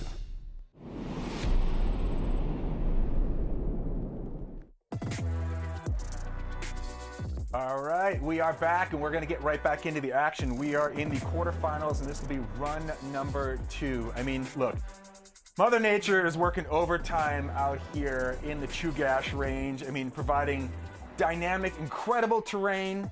I mean, these are the best riders in the world, and I mean, it's crazy that we actually get to crown someone a winner of this kind of riding. It's absolutely insane. So here are the quarterfinal matchups as they stand right now. Chris Rassman up against Travis Rice once again. Jared taking on Mikey. Craven against Blake Paul. And Ferg up against Mikkel Bang. Now, Hannah, we saw some kind of baubles by people that we wouldn't characteristically say that we would see that kind of moves from. Most notably by these two titans right now. Chris Rassman up against Travis Rice. I mean, I think now that they've got some data on this course, it's going to be a completely different ballgame. Yeah, I mean, those first runs down a face like this, sometimes you're just overamped and you send it a little too far. Or sometimes you just are really wary and you're not exactly sure where you're going, so you take it a little slower. So I think that first run is going to give these guys a lot more confidence, and we'll probably see a bit more, just a bit more playfulness down on this next run. Playfulness is not something that I would equate with the terrain out here, but I mean, look, Rassman is one of the best. You heard Travis Rice say it in one of the pieces earlier that he's, one of the best riders in the plan. I would tend to agree. Bridges, I mean, he's kind of like this undercover weapon in the backcountry, just really comfortable at landing in really crazy terrain. Well, I mean, he's that not even once in a generation, but he's just such a unique talent, and he's a rider unlike any we've ever seen. Dude, how is that frontside 720 kind of like bounce revert style? It didn't really look like that board even punctured the snow right there and somehow able to stay up on his feet. Well, it seems like the conditions change from turn to turn, so riders just got to be, you know, quite literally on their toes.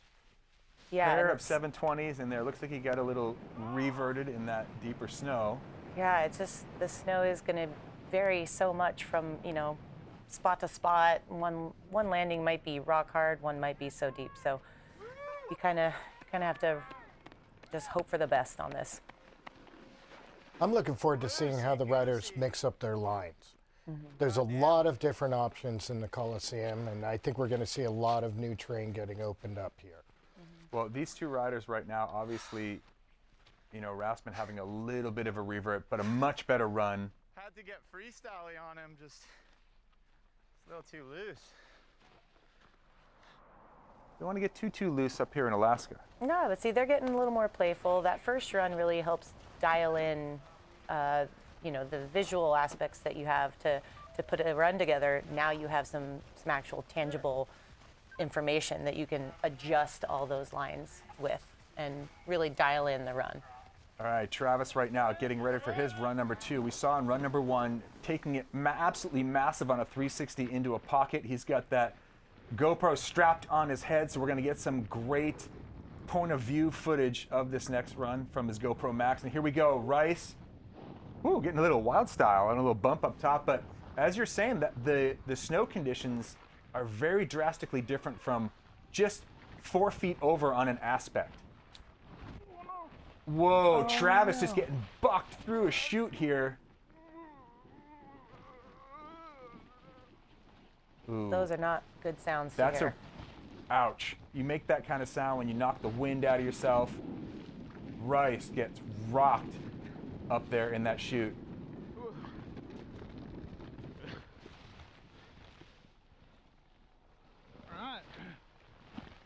Ow.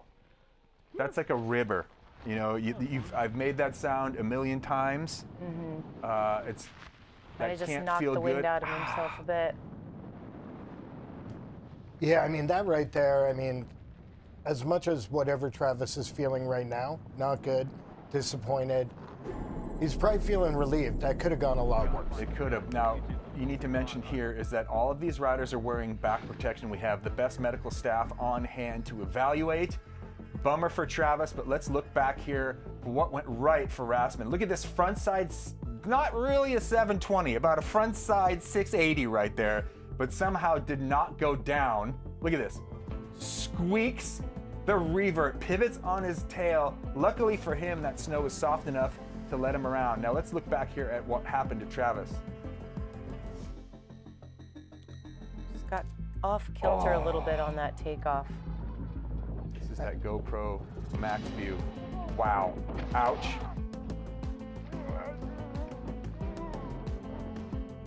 It's a matter of inches. Had he fallen rider's right 2 feet, it would have been a different story. I mean, there was a lot of exposed rock. I mean, the snow is soft, but you hit a rock, it is going to be very painful. It looks like Travis may have knocked the wind out of himself as he goes for the heel side elevator slide down that chute. And like you said, that could have gone a lot worse.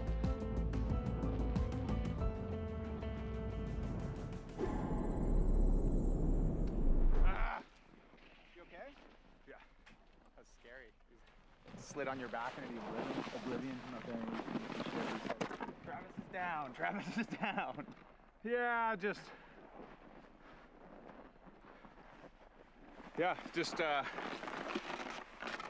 chunky. Snow is not that good on that takeoff and just got hung up. Had to go over the bars. Yeah.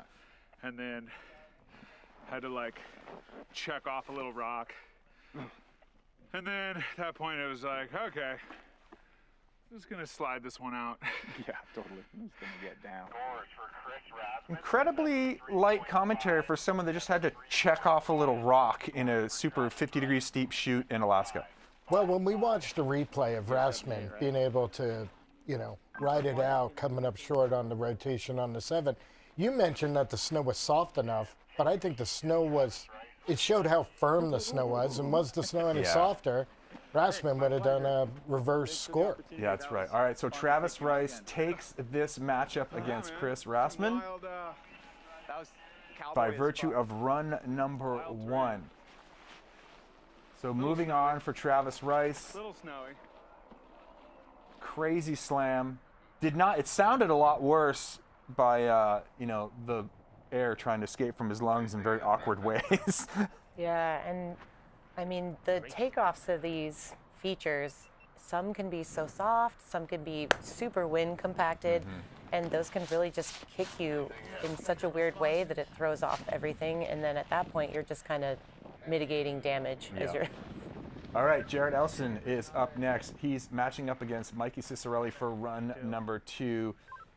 Mikey with the advantage here going into the second run. So, I mean, just look at the crazy backdrop these riders have. This is going to be a great showing. Jared, now he has the intel from run number 1, can kind of like let it breathe a little bit. Well, I think the advantage went to Cicerelli because he did a bigger, smoother 360, whereas Jared did 2 sort of more smaller, conservative 3s. Oops, straight up and over, backflip, so changing up his line a little bit. Straight off the nose here. Little Super Mario bounce down into the gully. It just seems like, you know, once you kind of stay on that aspect that has the shadow, the snow is infinitely better than it was from where Travis went over and got buckled. Yeah, and that's what I was wondering kind of watching the first runs. It seems like a lot of the riders are kind of staying in certain zones, and I was wondering why they weren't spreading out a little more, but yeah. I think it's because they probably talked a little bit and came to a group consensus that those are maybe the spots that have the better snow. And Pat, you were saying too, is like, look, the judges are going to mark you off if you're not risking it by going into untapped terrain as well. Well, it's definitely different now for second run. First run, you might get a little bit of a pass if you're following somebody else's line. Rogue back 5. Yeah, dude. Fucking insane. And your pillow one looked way more hectic on second time. Like, yeah, I hit the Tigger side of it. Yeah. Just Jared, like, fuck it, backflip. Tricking it up a little bit here. Backside 360, backflip, and a backside 540 with a high-speed reverse run out. Straight back up to the top, Mikey Cicerelli. Well, I think that run right there definitely is putting Mikey in a place where he's got to level up over his first run. That was definitely Jared's better of the 2 runs so far. And he also had that double drop in the middle of his run right there. So Mikey's got his work cut out for him to better his first run. Mikey being one of the younger riders that's out here, but he just, his style is so comfortable. He just looks like he's really at home, you know, with his board, with his equipment. Like, he just looks super comfortable in whatever terrain you throw him in. And it used to be a long time ago that if you were a park kid or someone that competed in slopestyle, people would, like, you'd go up to Alaska and the older crew would just laugh. They'd be like, I can't wait to see what happens. But this new crop of riders is so good and they're so talented that they get up there and they just thrive. They're given the opportunity to do it. And Mikey Cicerelli is going to put on a clinic here for run number 2. A lot of speed. And again, you're starting to see the hints of where slough management comes into play.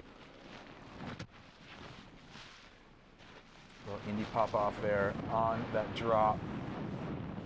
So the question is, do you try to take it back and do a bunch of, oh, that's that soft, those soft takeoffs. Sometimes they'll just eat you. He was looking right there to follow that track and get some spins going and just got gobbled up.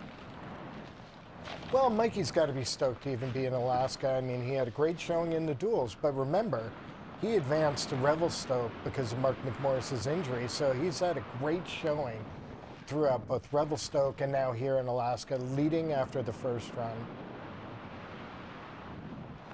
There we go, as he points it out here. Well, unfortunately for him, getting caught up in some of that deeper snow, it's not going to do well for his, trick scoring of this run as we go back up for the recap. Well, the question is, was Jared's second run better than Mikey's first? I think if you're going to call it strictly trick for trick, you could tell that Jared was taking a different approach to this and trying to, kind of build his special meter up here, as he came down this run, because he was doing a bunch of moves that were kind of, maybe one or two of them were forced because he knew he had to kind of put something together, Yeah, I think Jared stepped it up. He did a couple other tricks, made it look good, flowed it. I was really looking forward to seeing Mikey do a few more tricks. Man, I was ready for it. You could tell that Mikey was winding up for the 720 transfer into that pocket and just, Yeah. How'd you go? Pretty good. Nice. Fuck yeah. Rogue ass back 5. Fucking A. Not that sick. Scores for Jared Elston, 87-87. Scores for Mikey Cicerelli, 64-64. All right, there we go. Jared Elston moves on. That rogue backside 540, getting the job done for him. Remember, this is the advancement on to the big final round. So, these scores, they don't carry over. These are gone. You're just trying to make it through these brackets. So there we have it in the semis. First matchup's going to be Travis versus Jared. Oh, boy. Yep. Two of the most intense human beings on the face of the earth They're gonna facing have a off in stare-off. Alaska. All right, heading back up to the top. Dustin Craven will be the first to drop in this next matchup against Blake Paul. Dustin kind of with a sad sack intro to his last. I don't know if I'm ever going to be up here again. I feel like Dustin Craven is, he's got wise wrinkles. You know what I mean? He knows so much about terrain. He's been in the game for so long. I could see him being, a factor in competitions like this for years and years to come. Well, he's like a wine. He's getting better with age. And he's mellowed out, and he's really found a focus. Yeah, his body is like a temple, old and crumbling and full of mysteries. Here we go. Dustin Craven dropping in here to the second run. Now, also, you were saying there's a lot of tracks in where Dustin is right now. Pretty beat up, actually. Yeah, I'm wondering if this is just where they think the best snow on the mountain is, so they're really taking advantage of it. There was a subtlety in that backside 360 where he landed, and he was starting to track almost over into that exposed face into the next gully over. That was kind of hairball the way the rail of his board just caught and wanted to redirect him. But that was a great combo of drops right there. Yeah, Dustin sniffing out the pillow drops to Cliff at the end. That was a beautiful line, done well. Yeah, that was really cool. 2 drops in a row there. It just seemed like he timed those perfectly. No falls. Added a little bit of excitement. He isn't done yet, though. Nice little backside air off that hip. Making good use of the travel at the bottom as he heads down to the corral. A little alley-oop 360. So, when we were in Revelstoke, a lot of the terrain was super blind. Now, do you think, compare this Alaskan terrain to Revelstoke? You can't see, but it's a lot more. You can kind of get a lot more data when you're riding here than in Revelstoke, wouldn't you think? Yeah, this venue still has a lot of terrain, but it's way more open up. It doesn't have all the trees. It doesn't have as many of the hidden nooks and crannies as the pillow lines in Revelstoke did. So you get a little bit better understanding of how things flow just through the looking at it and all the photos and videos that we get for beta. So and that's so huge in being just comfortable and letting your board run, which it seems like a lot of riders, they don't really, it goes against your self-preservation gene to just let my board run in here. And it's hard to tell from every different angle. These features look different, so to piece it all together from the photos and looking from the top and the drone footage, you can you can put a lot of the story together, but until you're in there, you don't really know. So you kind of have to stay really, really versatile and be able to switch it up and still make it down the mountain looking good and on your feet. Speaking of looking good on their feet, Blake Paul, super smooth moves, a style that's been, you know, really brand influenced. You know, like brand, like Metamucil, like flowy. Smooth like creamy Smooth. peanut butter. That's right. I think it's more like butterscotch. Butterscotch. I mean, look, the kid flows straight up. He just looks really natural on a snowboard. And I like the way that he was saying that, you know, he's approaching this terrain. Would this look good if I was filming a video part and maybe not just trying to like ram a square peg in a round hole, get the job done?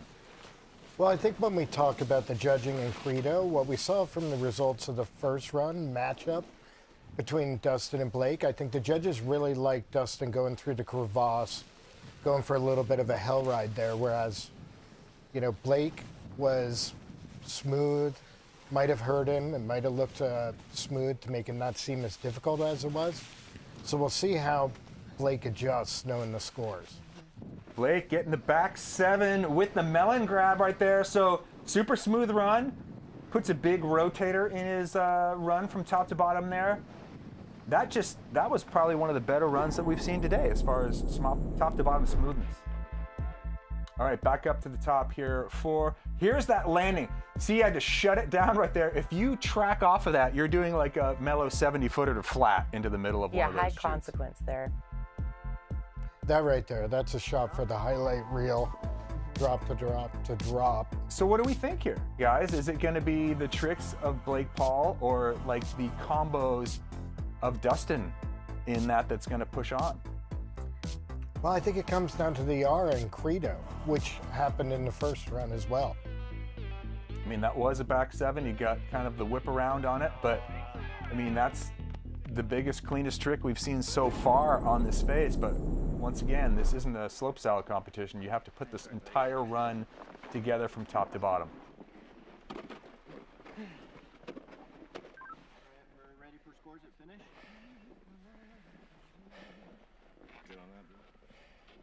Pretty long run too, as far as like being gassed out when you get down to the bottom. Very close. Wow. Very close. Dustin Craven moving on with that 86. So, I mean, that kind of gives us a little window into what the judges are looking for. They want to see you kind of put the combinations together and take the risk. It's not all about trying to just chuck moves in here to get the job done. Yeah, and I think Dustin had, you know, a little more of an aggressive pace, which I think translates really well to Alaska, really charging the face, showing confidence.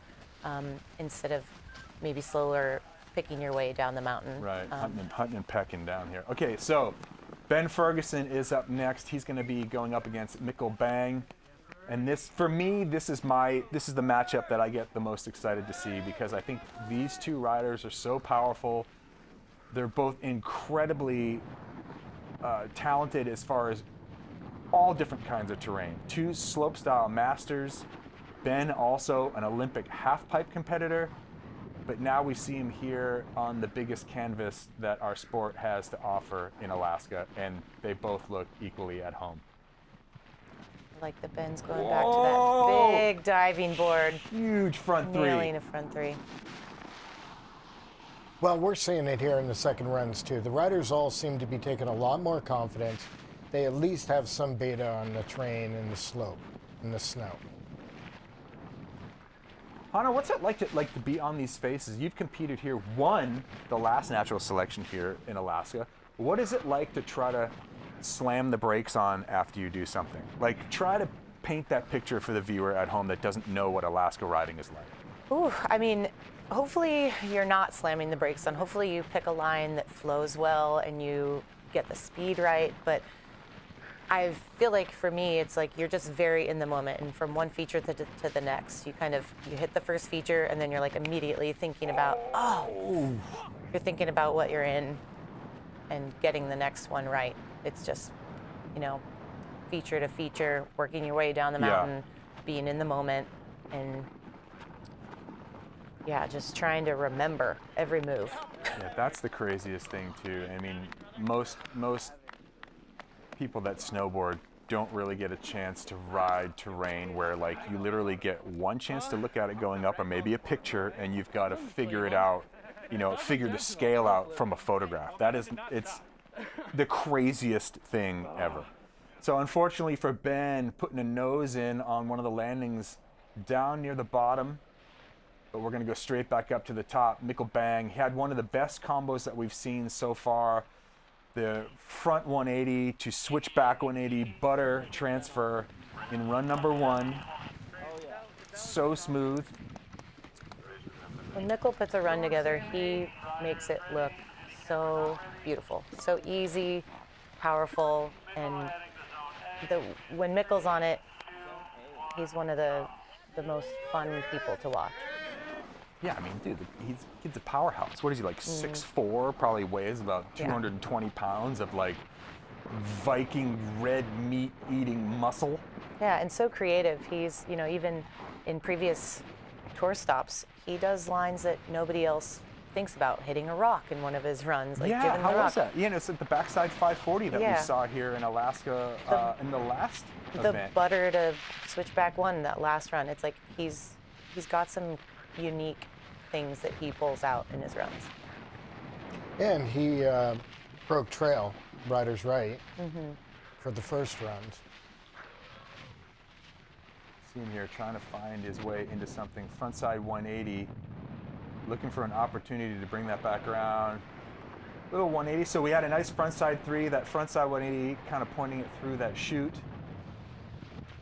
That was a clean run for sure, but I'd say, I don't know if he bettered his first run. I think his first run was better. I also think, you know, this frontside 360 off of this was huge. And I think that's going to do, well, actually, I didn't really see him throw the brakes on in the first time we saw it. Watch how he lands here. Did he kind of sit down on that one? No, he's going over a little bit of a... Okay, all right. Well, that's huge points for him right there, because that was giant and it was clean. Watch this right here. Unfortunately, the second one where he kind of digs his nose in right there and kind of goes up and over. But up until that point, and he was straight back up on his feet. It wasn't like a flow-ending slam.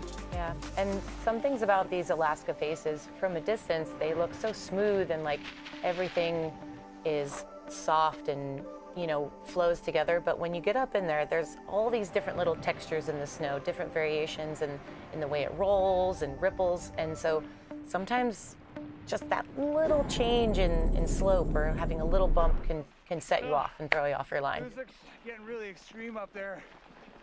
Yeah, bro. Oh, yeah. These two good homies. Someone's going to move on. I'm going to say that Mikkel Bang is going to take this one. What do you say, Pat? I think it's going to be Mikkel as well. I mean, it's definitely down to Ben's second run versus Mikkel's first. Let's see here. How's it going to shake?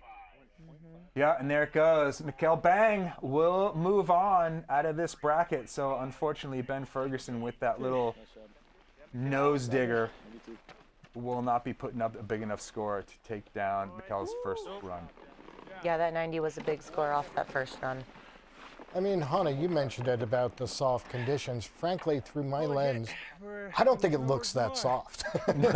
Well, some spots are almost like, I think they get this intel from the upper portion, and then they really get into some soft snow. So let's take a look back at the results as they stand right now. Travis Rice winning over Chris Rassman. Jared's going to take that one. Dustin Craven moves on, and Mikkel Bang. And as you were saying, Pat, it's going to be Travis Rice is going to be up against Jared Elson to start off the semifinal. So into semifinal run number 2 for the women. Kimi up against Elena in this first matchup. This is going to be a great matchup right here. Obviously, they're close friends, but, you know, this is a position Elena hasn't found herself in the early rounds that often, is in a deficit. There you go, Kimi Fasani. She was happy with her first run. Let's see if she can up the ante a little bit here on run number 2. A little bit more familiar with the terrain, what it has to offer, the speeds needed. A lot of shadows are kind of coming into play now, though, as this day moves on. Yeah, it's really amazing to see Kimi back in Alaska and treading with everybody. We've gotten to ride in Alaska a little bit, and it was just so fun. And Kimi has such style and grace going down these beautiful, beautiful mountains, and I feel like it's just awesome to see her because it's been a little while since her last Alaska showing, and just to step to any of this is her amazing. Story is nothing short of being incredible, and she's putting on such a clinic out here today. And I mean, look, she rides at Mammoth, California. Her season has been unbelievable. So she's had a lot of time to get those legs really strong, riding in deep snow. And I think it's really paying off for her here. So far, so good. Well, that was another clean and very consistent run right there. She cleaned up like the big drop up top from her first run. I mean, I don't think that score is gonna. Yeah. I think that. Oof. I think the score is actually a better score than her first run. I think she improved upon it, so she's putting more work on Elena's plate. Now, the thing that I think Elena could bring into run number 2 is that she can just send it off something absolutely massive up top, you know, and that's what we're looking for here. Kimi's run was, like you said, a little bit more, it was clean, but kind of conservative, and there's still a lot of big features on the plate in both of the pieces of terrain that these riders have gone into.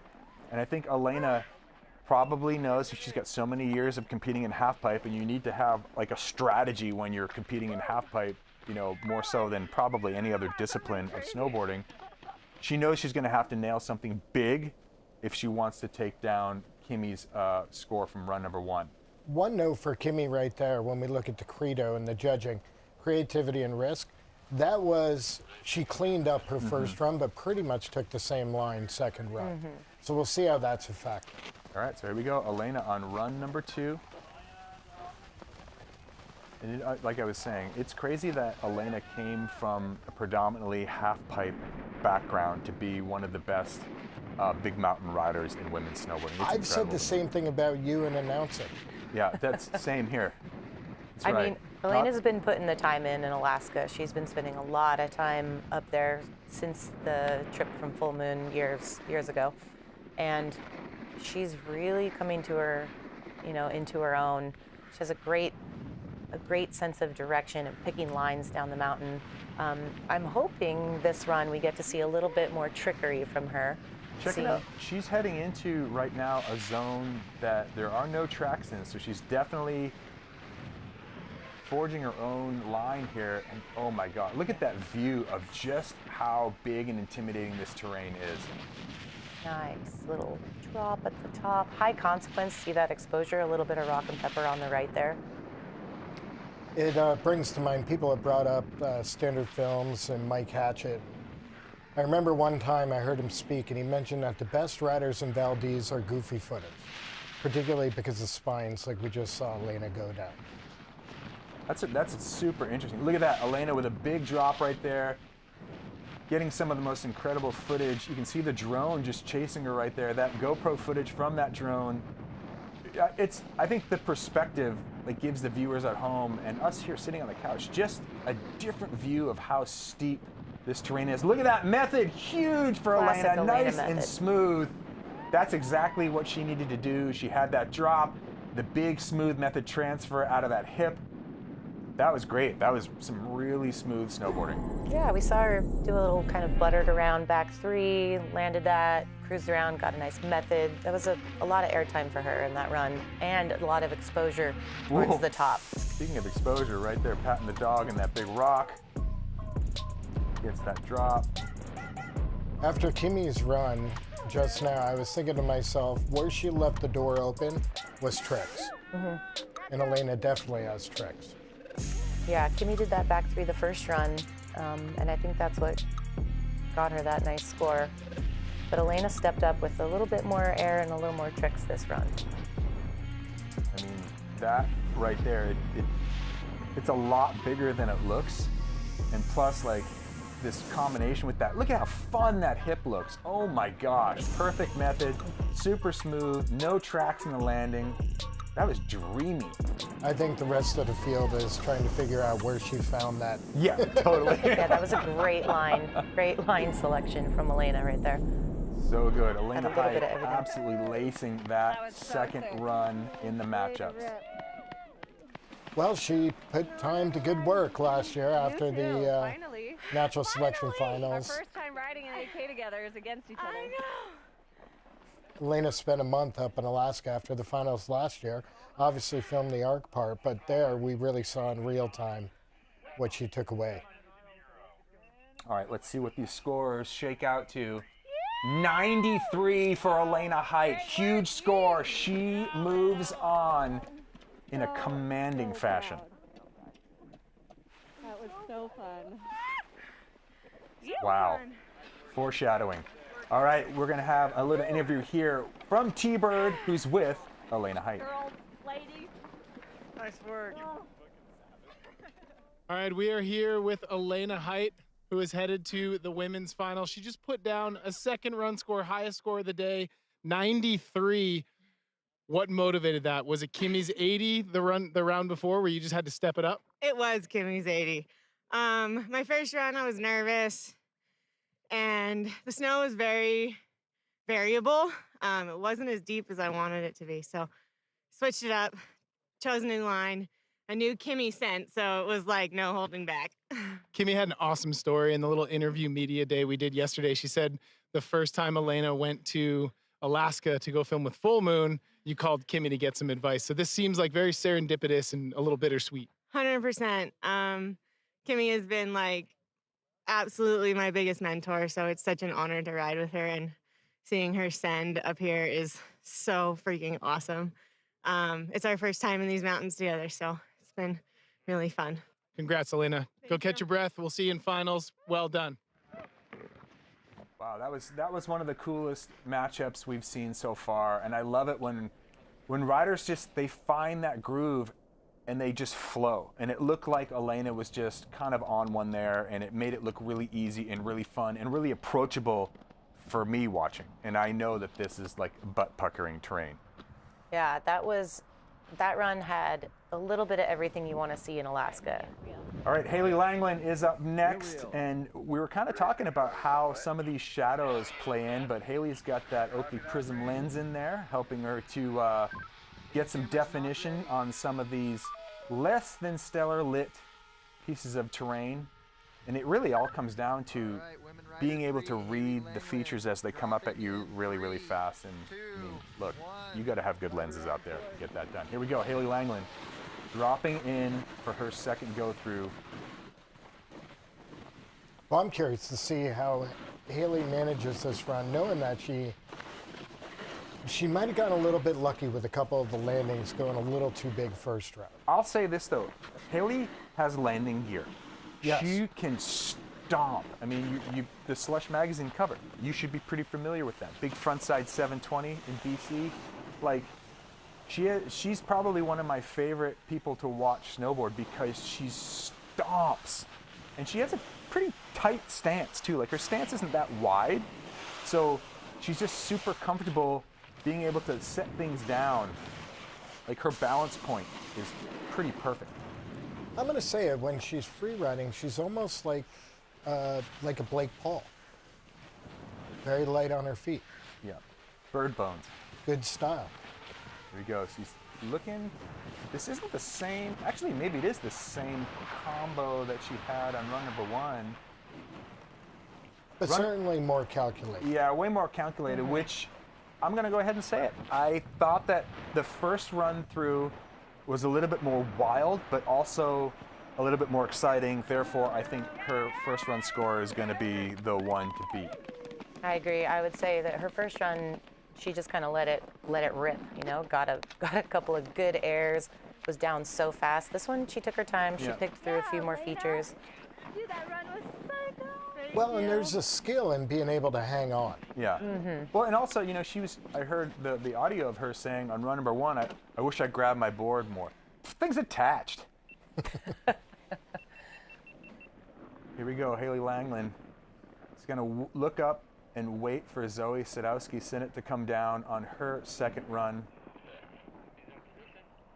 Well, when you're up against Zoe, no matter how good your run is, you know, you're never going to take it for granted because Zoe is that talented, that dominant. She is, and I'll tell you what, Zoe's got a solid backflip. And in terrain like this, a backflip can come in really handy. If you are comfortable flipping it upside down, it's essentially a straight air. You know, so to be able to actually incorporate an inverted move and land straight and not have to worry about using your edge to go off of any of these features, it can work to your advantage big time. Well, it's kind of like playing the Joker. You've just got it. That's going to help your hand no matter what. Here you go, a little melon transfer off of that spine. We saw her in run number 1, kind of going off into some uncharted territory. Kind of looks like she's heading straight back over into that zone as well. Looks like she's kind of finding a little flow, cruising down the mountain, a little more confident. A little bit of a white room there. Oh boy.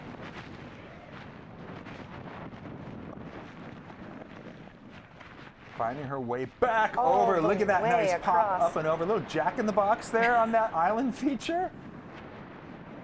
So what do you think? Compare that, Pat, to run number 1 of Hales. Well, I think, like we said, Haley cleaned up her run for the second run, but it might not have been as compelling. It might not have been as entertaining. I'm not sure. This is a little bit of a toss-up, but I think Zoe's second run was better. Yeah, I think Zoe will improve on that second run. All right, here we go with Hales. She gets that little drop. Little frontside grab in on that one. Find some transition. Comes hauling out there into the flats. And then we see this interesting terrain read here. It looks like, you know, she's constantly cutting over to the rider's, I guess the rider's right. And then she works her way back. But this right here, this drop, and also where she kind of popped up and over one of the central spine features was really cool read of terrain. Unintentional double drop there, maybe. And holds on to it and then makes a hard cut over for one more hit on the rider's left side of that. All right, it's going to be interesting to see who is going to go away with this bracket and fit. Good. I mean, I'm riding the shorter panel, so it's over before you know it. But yeah, it was good. Tried to find some better snow. Yeah.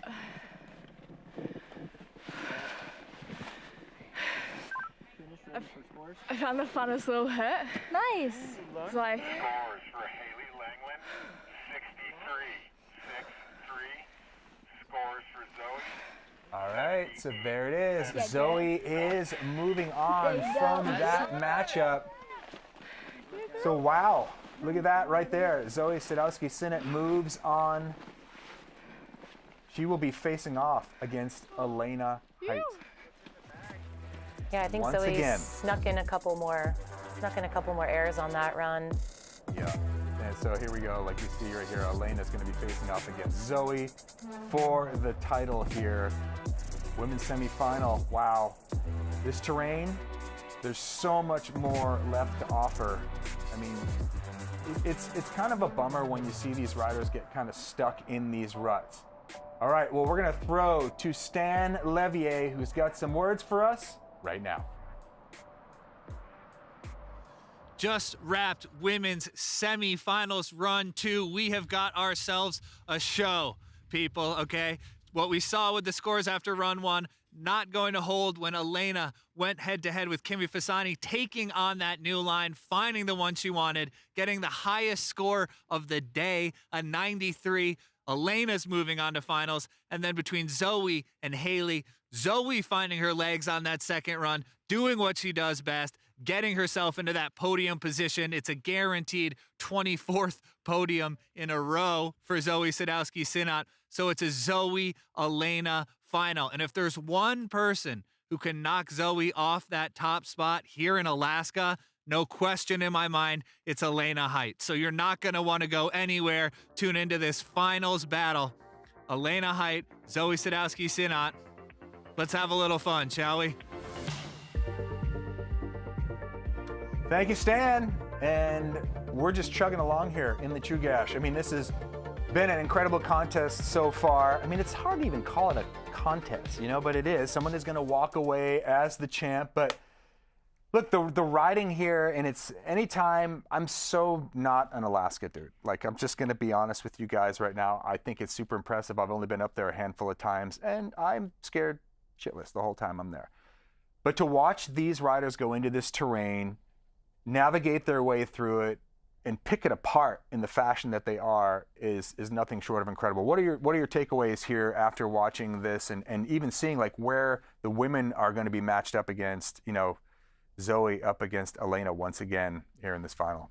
Yeah, Alaska is, you know, it's different every time you go there. It's different terrain. The conditions are different with the snow. It's, you know, you just got to take it for what you see. And we're seeing the girls up there really kind of, you know, looking for the good snow, trying to find where they can get like a nice air, maybe get a trick in. I do like seeing Elena picking some more like puckering ridges to go down. I think she plays to her strengths. Now, Pat, for the men coming up, we got some great matchups here. What are you looking for there as far as like who's the big one? Well, I think one of the more compelling things to look for is how is Travis taking that massive fall on his second run? How is that going to impact Travis going into the next round? Yeah. That might have been an opening. Obviously, he's the most experienced rider in the men's field. And then we got Mikkel. Mikkel had a solid first run. Dustin letting it ride. He was incredible as well. I think that's what we're going to look at. And I think the big takeaway for me, both for the men and women, is from run 1 to run 2 is how they got their confidence. They're more acclimated to the conditions, more acclimated to the face, and now they have a moment to sit back and remember, you know, in the Coliseum, we're kind of rotating venues based upon the light. So we are going to see a whole fresh set of terrain, and riders might revert to being a little bit more conservative. Well, I can't wait to see it. All right, well, we're going to bring in our first string of commentators once again here when we come back from this break. But first, we're going to talk about one of the partners of the Natural Selection Tour, and that's TAE. It's all about clean fusion-powered energy, propelling ourselves into having an environment to have these events with, and it all is about, you know, having partners like TAE who are committed to clean energy. Let's take another look.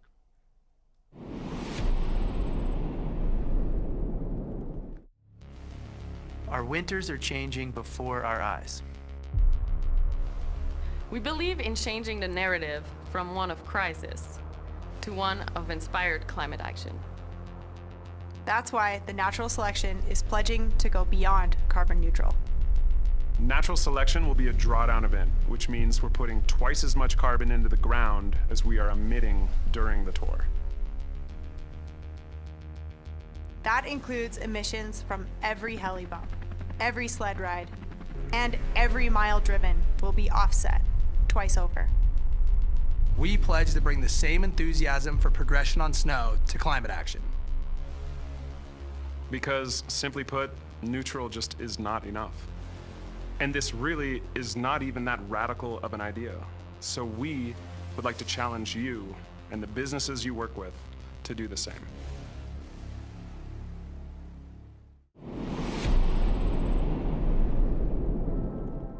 Terrain in Alaska is awe-inspiring. It's huge. It's way bigger than you think.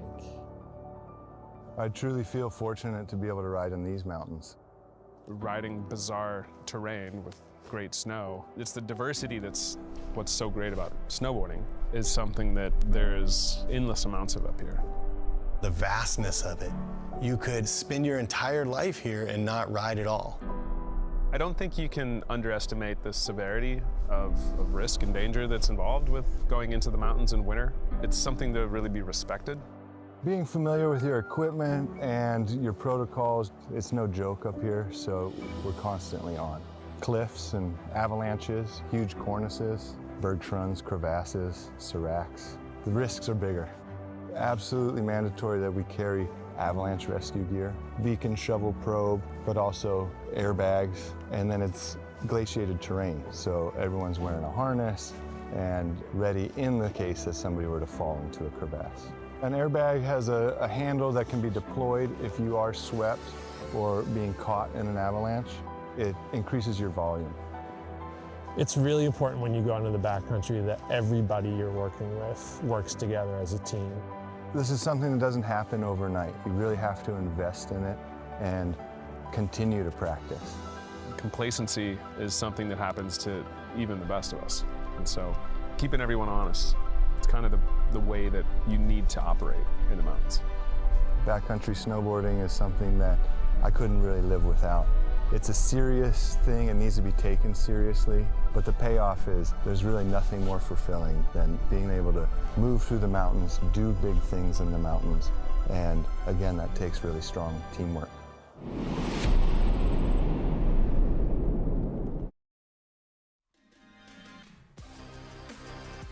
Welcome back to Natural Selection, Natural Selection Alaska, presented by Backcountry. We've already got our women's final. If you're just joining us, we've tied up the men's quarterfinals and the women's semi-finals. So we now know that it's going to be Elena Haidt versus Zoe Sadowski-Synnott in the women's final. Third time those two have gone up against each other. Zoe Sadowski-Synnott has won both of the previous two meetings, but she's never won in Alaska. So each of them looking for a first. Right now, though, it's the small matter of the semi-finals. And while you're admiring our set here, you might have noticed all the backcountry gear in the break there. We've got all of the merch up the back. Can you model some for us, kind of Wheel of Fortune style, Mary? Here you are. 3L Drytex, it's what all of the crew, all of the safety crews are wearing up in AK at the moment. Super warm, super dry, massively breathable, and perfect for extreme environments. You can go to the Natural Selection website if you want to pick those up, or to backcountry.com. We've also got that Burton board up at the back there. That is the Natural Selection Hometown Hero, and that will be on burton.com. So go and fit yourselves out with some beautiful NST merch. Now take a deep breath. It's semi-finals time and really interesting matchups here. We've got the oldest and the youngest man in the field going toe-to-toe in Jared Elston versus Travis Rice. This one looks interesting, Mary. Well, especially too, that second run that Travis took where it looked like he hit his head perhaps a little bit or grazed it. That is a gnarly kind of run to shake off and come back for another go. I mean, just seeing what's going to play out there is already intense. And let's rewind a year, Eddie. This was Jared Elston's first matchup in Alaska in 2022, and he looked like a completely different rider to me. His confidence has grown immeasurably in the 12 months since. Yeah, absolutely, and I think we're in store for some amazing riding. All right, so we have officially switched venues, and we're getting ready for men's semifinals and then men's and women's finals. Basically, this is our new course. This is going to be the super final going down up here in Alaska. How the sun moves, it kind of moves laterally. So as the sun went this way, we bumped over this way to get the good light. So we're just about to drop the riders in a few minutes. We're going to see Jared Elston versus Travis Rice. Then we're going to see Mikkel Bang versus Dustin Craven. And then immediately following that, we're going to have men's and women's finals. It is beautiful up here in Alaska. The snow is bomber and the terrain is ridiculous. So stay tuned. Okay, so this is the second venue. It's known as the Northwest location. It's getting that afternoon light. The quarterfinals and semifinals were run between just before 10 a.m. and midday. They waited 3 hours for this venue to get in the perfect light, and it is the shortest in terms of elevation, just 800 feet at the biggest length of workable features. So I think line choice is going to be critical here. You've got to find those features and make them pay. Yeah, and the thing I love about this is the fact that we're going into a whole new section. So there's, again, you're not following any tracks, you're not repeating any runs. So it's almost back to square one to see, you know, to kind of figure out these faces. And we don't have that same ability to just drop in here. The riders are actually hiking up away from the starter, so they're starting with hand signals. They can't ride into the venue across the ridge. So Jared Elston, 24 years old, up against Travis Rice, 40 years old. And from what we've seen so far, Jared looks like he's in the zone. Travis has been by his standards, I feel like he's forced it slightly. So Jared Elston in the foreground there. That's a precarious start gate right there. Yeah, that's insane. All right, kicking things off with a nice little cross-court backside 360, just doing some smooth turns, solid air.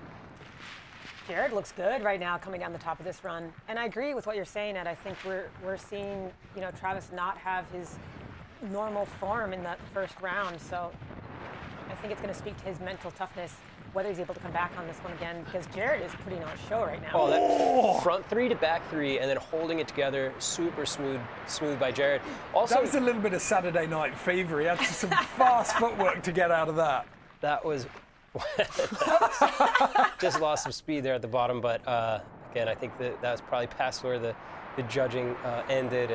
But that front three, back three was really cool. Quick on your feet, kind of opposite rotations.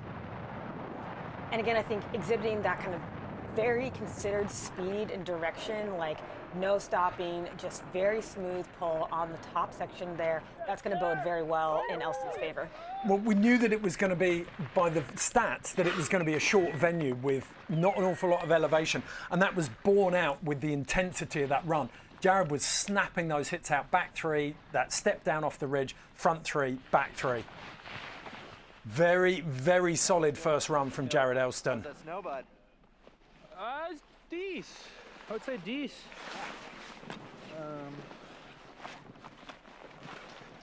Yeah, sunny aspect is a little kind of just like big crust that you couldn't really gain much speed if you weren't going downhill. Okay, back up to the top, and so far that morning session on venue 1 was not Travis's day. Didn't look like he'd hit his straps. He's had a bit of a reset time, 3 hours now, to get himself in the zone. He's taken a fair amount more run up by the looks of it than Jared. And you know what though? There you go, giving the universal O there for the drop-in signal in the backcountry. And if there's one thing Travis is great at, it's performing under a lot of pressure. So, I mean, he essentially put the pressure on himself going into this run, and let's see what he can unfold. Switch drop in with that switchback one up top. Nice little some turns to navigate his speed at the top of that drop. And beautiful tranny find-up. It looks like he's found his stride again right now. Yeah, it's no surprise seeing Travis just come out, and there's a lot of riders who could not set down a run like that after the fall that we saw him have during his last that last round. Ooh. Starting things off, dropping in switch stance, starting off with a little frontside half cab.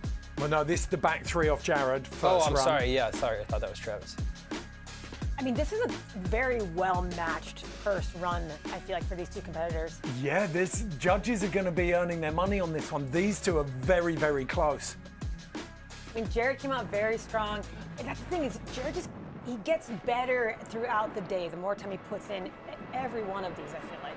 The one thing, I feel like I've got to say this with Jared, he's leaning heavily on the back three at the moment. We've seen a couple in 2 of his runs now, and we saw the same there. If there was one chink in his armor, the judges will pick up on that.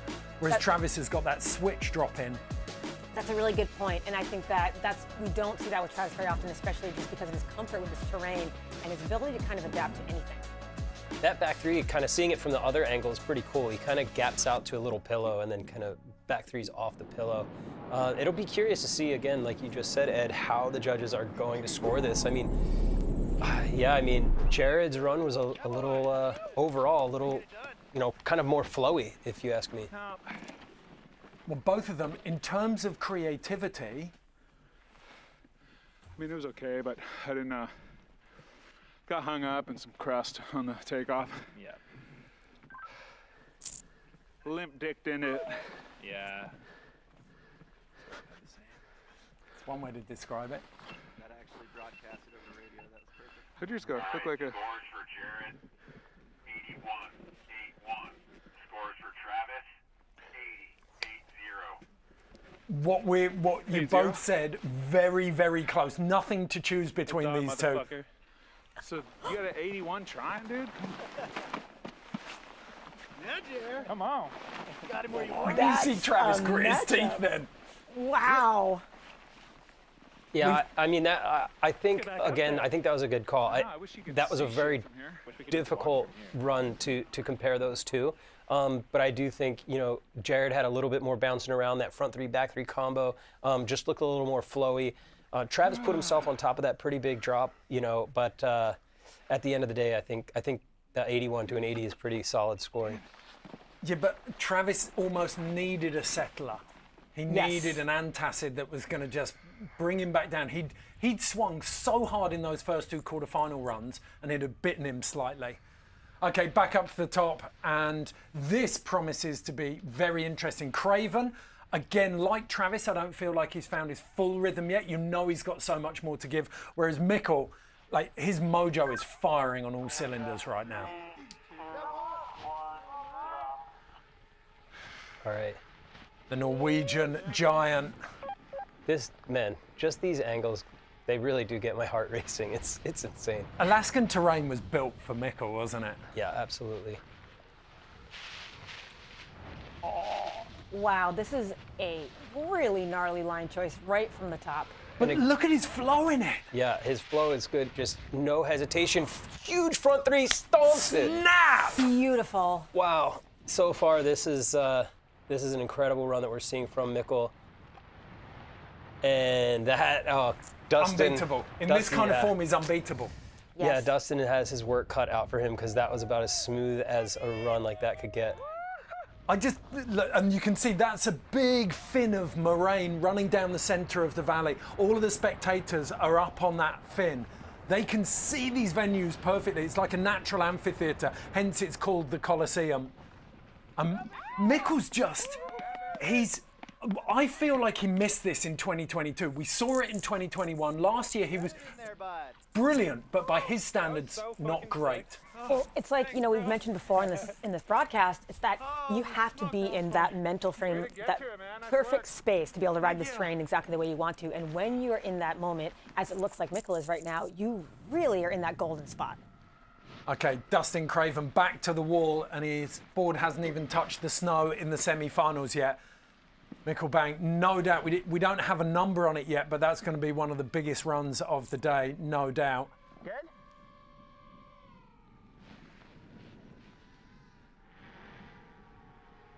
Craven waiting for the okay. You can really get the sense of how steep this terrain is. Yeah, the drop-ins are like billy goat zones. So Popper at the top, let's see what he has coming in. Kind of staying on top of this ridge line, pushing his slough off to that right-hand side. Cheeky shifty. Back seven, huge. Not a little back seat, but yeah. Popped up really fast. Snow looked fantastic in there as well. I mean, that's an answer back to Mikkel's run for sure. All right, so basically, it's that back seven. Looked like he was a little in the back seat compared to Mikkel's big front three. Okay, another look at Mikkel's. Beautiful run. Just right here, his board control, the way he's navigating this ridge line is just so impressive. That is so difficult. And then there's that front 360. He wasn't forcing it anywhere. He just let the board flow through that terrain. It was beautiful. Quintessential Alaskan riding, but also quintessential Mikkel riding. And then Dustin, I feel at the moment, the biggest strengths in his riding we're not seeing. Like that really tech switch game. But you do see that beautiful board control. That's a hard spot to do a back seven off of, downhill takeoff. Yeah, he gets into the back seat. I mean, that was a significant butt check, but to throw a back seven in that spot is really difficult. I hadn't noticed it until you said it, a downhill takeoff. Yeah. You want that pop or kick to flick you into a big rotation. Yeah, and Exactly. a lot of sevens you'll see, or threes are cross court, so they're kind of crossing the court. That was a little bit more downhill, not off a windlet, but off of a little roll. And I'm going to walk back what I said too, because from that first angle, I didn't realize that he'd had so much of a butt check in that. Yeah. Yeah, I think Mikkel's going to take this run. Craven always has that kind of air stare look, like he's a bit confused when he's down here. Yeah, though, dude. All right. Okay, 80.5 versus 79. Craven takes it with the 7. It's the first time the judging soothsayer Eddie Wall has been wrong today. Wow. Mikkel with work to do. But I feel like the way he's riding at the moment, that all it's going to do is fire him up. I mean, anything's possible at that point, I think, or at this point. Okay, so Jared Elston leads Travis Rice after the first of these runs. Dustin Craven leads Mikkel Bang. And I'm not going to lie, on my form guide, that's gone completely opposite to the way I thought it was going to go. Well, that's what Alaska brings. I'll go back to what Eddie said in the pre-show. It's like on any given day, anything can happen. Yep. Yeah. It is. You know, you could take anybody in these elements and you just don't know the outcome because it's not just a fixed jump right in front of you or a half pipe. There's a lot of elements coming into play here. Okay, what do you think it's going to take? Travis felt like he dialed it back a little bit. How do you feel about Mikkel? Like, where can he push with this? I mean, if we see Mikkel amp it up a little bit with maybe one more spin or slightly getting the spin a little bigger or throwing in something switch like he did during the previous round, those are all areas that he could get points in because his technical riding and navigation is wonderful. Okay, and a little bit of switch game from Dustin could push as well. Yeah, for sure. And you know what? I honestly think Travis is probably right where he wants to be because he uses that pressure as fuel, as Mark McMorris said in the last during the last one. And if there's anything Travis does, it performs well under pressure. Well, we got a tiny glimpse. It was in the corner of the camera, but the moment the scores came in and Jared kind of got up, you saw Travis grit his teeth and just be like, yeah, okay, you've got this. Which is the last thing you want. Yeah. I think Jared excels in that too, though. I think he's kind of poking the bear. I think he wants that. Okay. If you're interested in it, we have the Backcountry limited edition NST kit available. This stuff is very, very special. If you want to...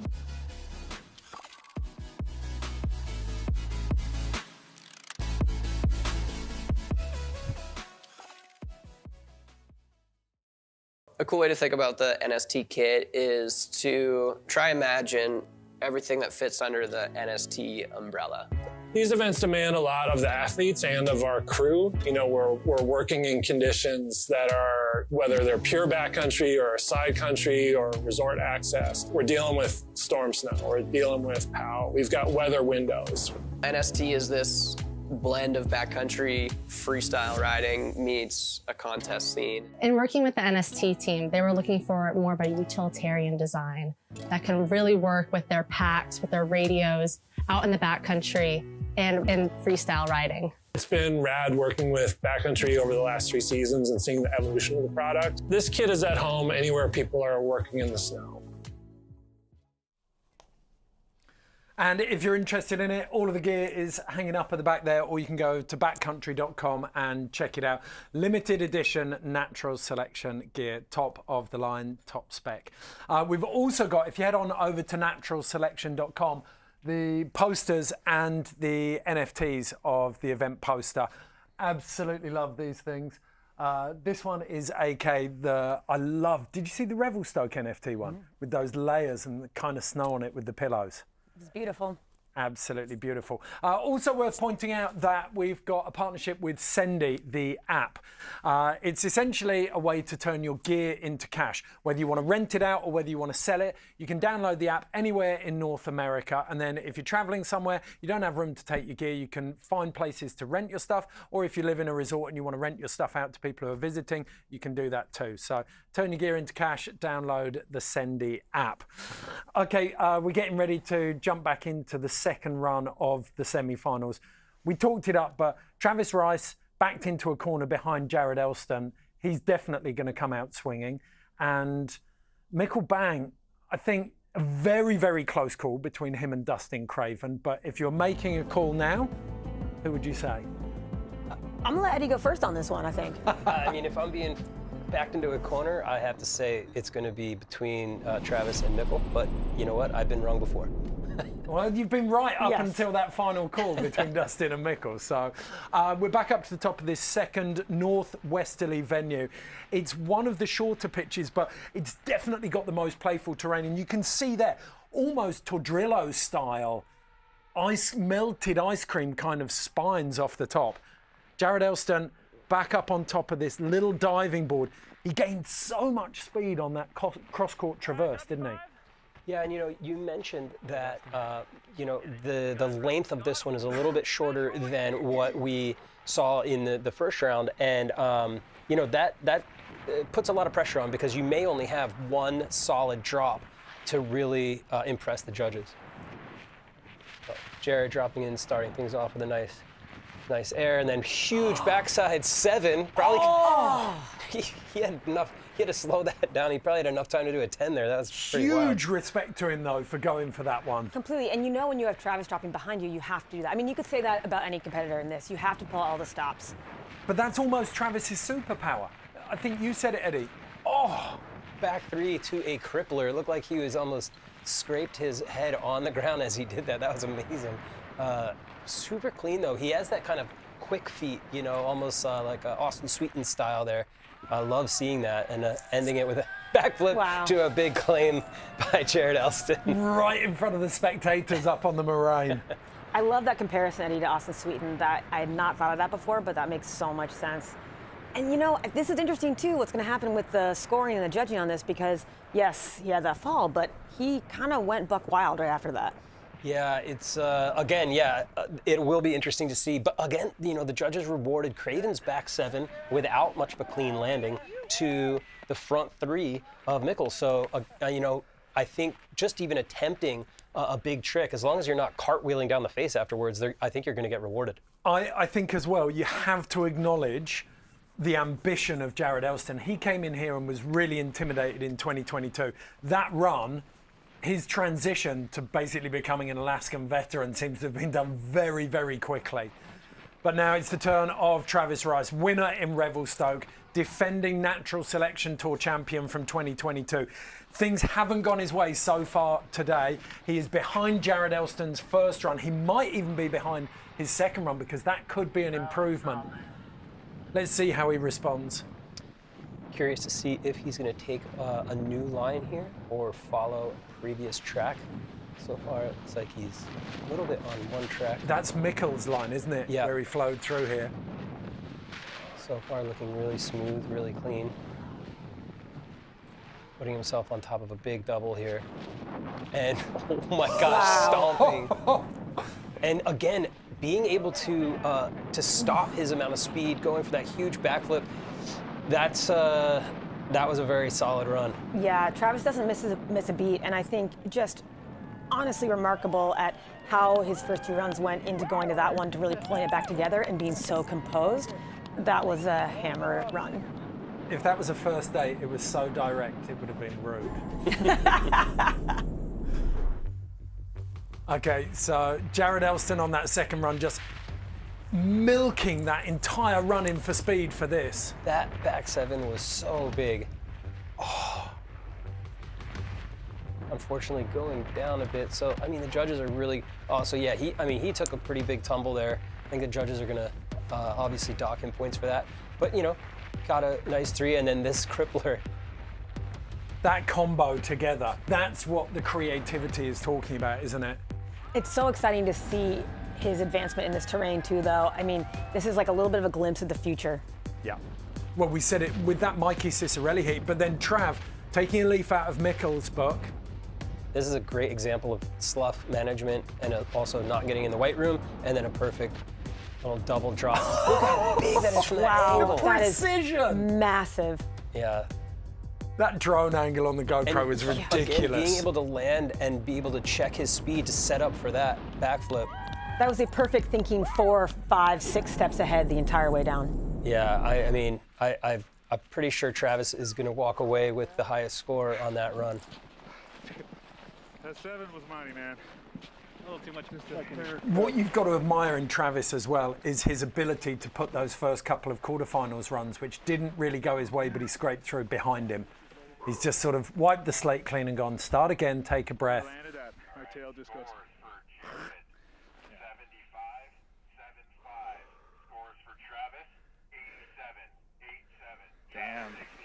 is. Nice work, buddy. Wow. Yeah. God damn it. Oh, dude, that 7 was ridiculous. Ah, shit.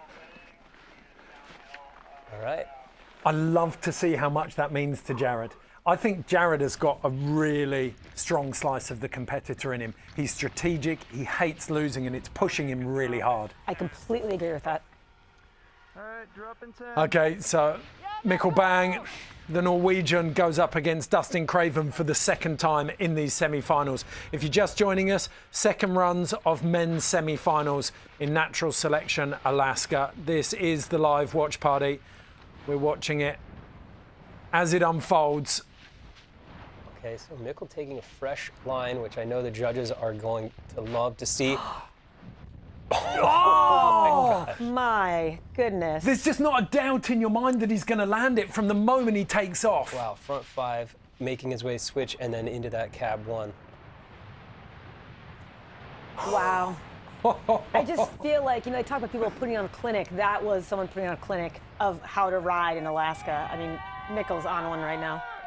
To do a 540 and land switch that high on the face in this steep of conditions is incredible. That pose that he just pulled in front of the Moraine, that was the full "Are you not entertained?" wasn't it, in the Coliseum? Yeah.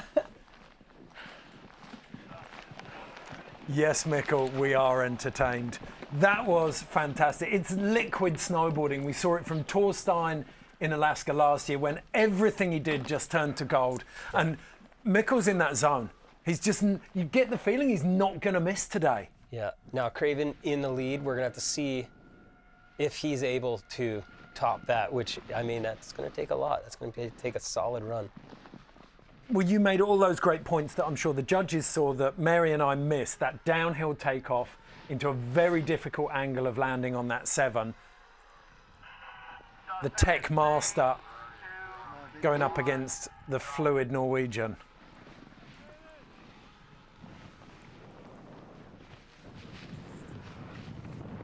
Edge of your seat stuff. A little air to start it, another little method, kick things off. And again, those look like kind of mellow, but it's huge frontside 7. Oh! Landed on his feet. It looks like he was in the back seat a bit, but.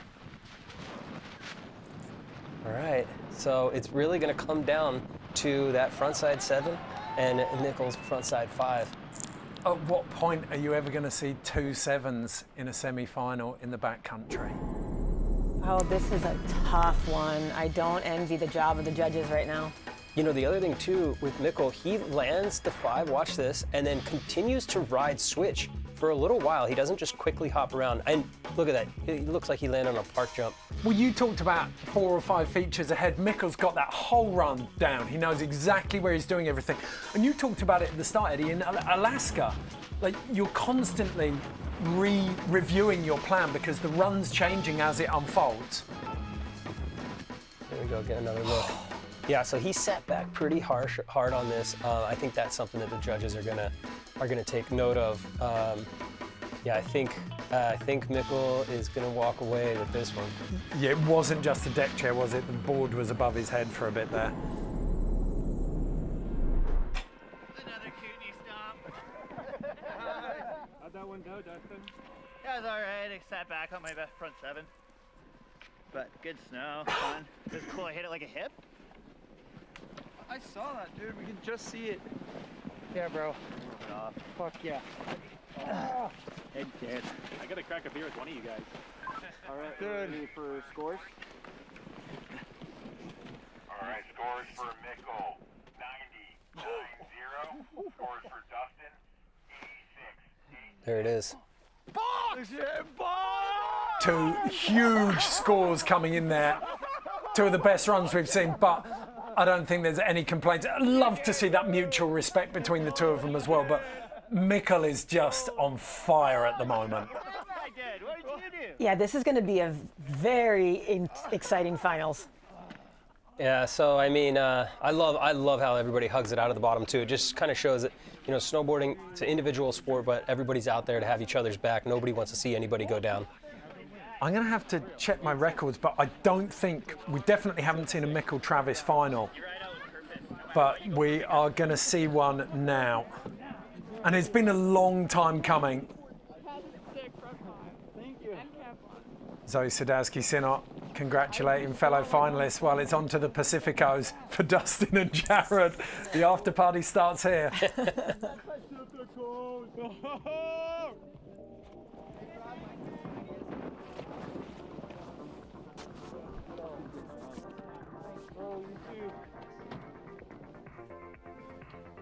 Okay, so Travis doing his homework on the third venue. Let's hear from T-Bird now. What an incredible men's semifinal. The finals is now set. Talking about the course real quick, the riders in the semifinals rode the lower section of this face. They're now gonna bump up one peak higher, and that will be the finals venue. And it's set: Travis Rice versus Mikkel Bang, Zoe Sadowski-Synnott versus Elena Height. Let's get this thing underway. Riders are ready to drop.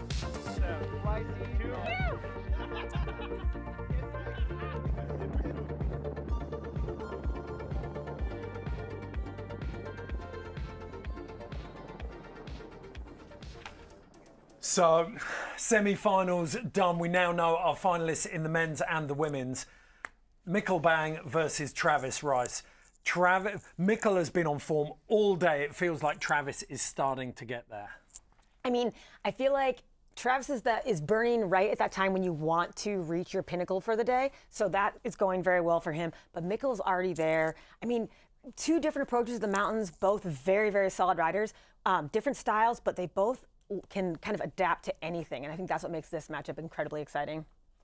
What's your call, Eddie? Is it too close? Yeah, it is. You know what? I'm pretty happy. I made the call. I made the correct call in that last round, and but I honestly can't make the call on this next round because it is. It really could be either one of these guys. And we'll just do a quick recap of the women while we're here. Zoe Sadowski-Synnott versus Elena Height. Elena's second semi-final run against Kimi, I felt was groundbreaking. So technical and so confident. I agree with that. I mean, I think you said it very well. And now moving to this next phase, I think there's more opportunity for her to grow on what she did earlier. Okay, a big mountain zone. Would you make a prediction on that one, Eddie? No, again, I'm not going to because it's too hard. It is too hard at this point, yeah. Okay, we're under a lot of pressure in here trying to make calls. The riders are under even more pressure. And as we said just before, when we saw Jared Elston and Dustin Craven go out, decompression is a very important part of the compression that you get with events. So we're going to take a quick break in a moment, and when we come back, we'll have the finals with Todd Richards, Hannah Beeman, and Pat Bridges. But before we go there, let's find out how the riders decompress with Pacifica.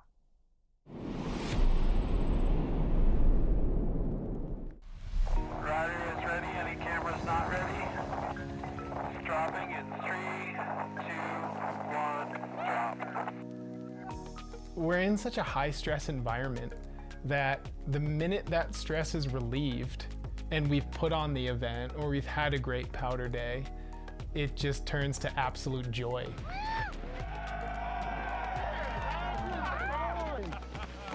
All of a sudden, you just start hearing, and everyone's cracking a Pacifico.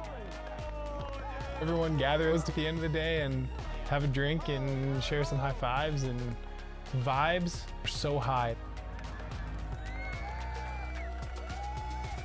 When you're that far removed from society, you have to have a sense of normalcy. And there's nothing more normal than having beers with the homies.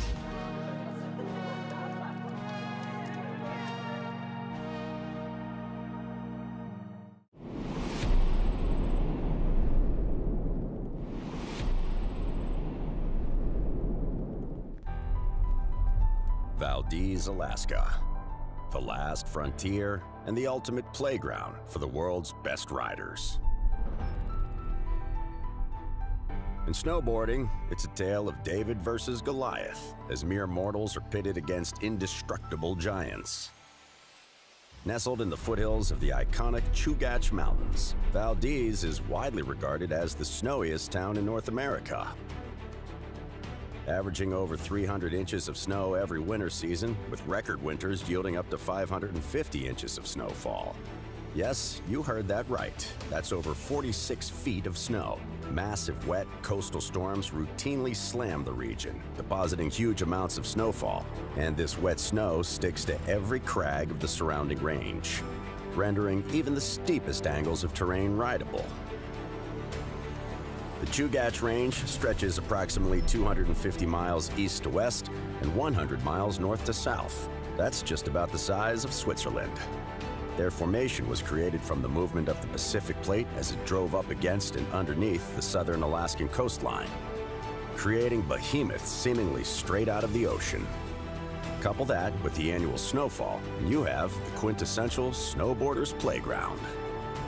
And now, the time has come to play. 12 of the world's most gifted backcountry snowboarders will be put to the test in an epic head-to-head showdown on the faces of giants. With the main objective of standing atop the competitive snowboarding world, Alaska's beautiful, burly, and unforgiving terrain has been a pivotal region in the evolution of backcountry freestyle snowboarding. And this year, the saga continues once again with the Natural Selection Tour's final stop.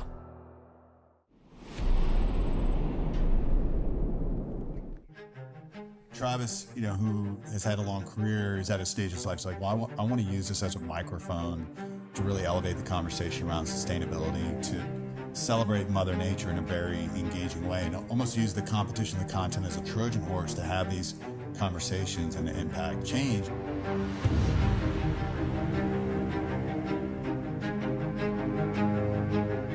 The New Earth Project is a coalition of outdoor enthusiasts, industry-leading brands, and innovative packaging suppliers, all working together to solve these problems. Great things are accomplished by the people who refuse to lie down.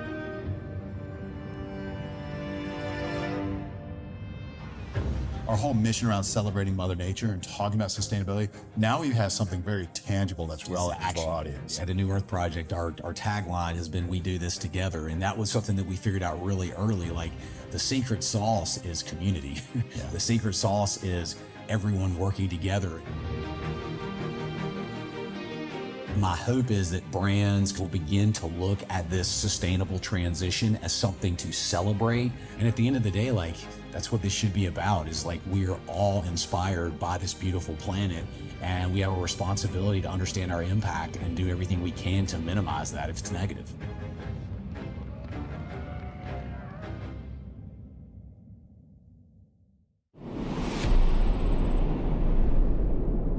What a perfect partner for the Natural Selection. New Earth Project, as they said, is a sustainable solutions partner. The team at New Earth Project has built a strategic coalition of outdoor enthusiasts, industry-leading brand and global packaging suppliers.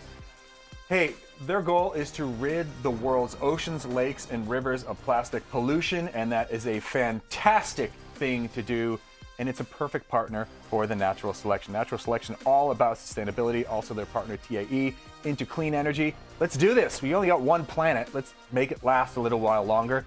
We are into the finals, you guys. We are here. It is the finals of the Natural Selection here from Alaska, presented by Backcountry. And man, the matchups we just saw, Mikkel Bang, look, we're all fans of Mikkel Bang's riding, but I think, we're looking at two completely distinct riding styles. Travis is like a sledgehammer. Mikkel Bang comes in this thing and just smooth grooves the entire thing. But we're going to start with the women here. Elena Height up against Zoe Sadowski-Synnott. Rematching up against each other.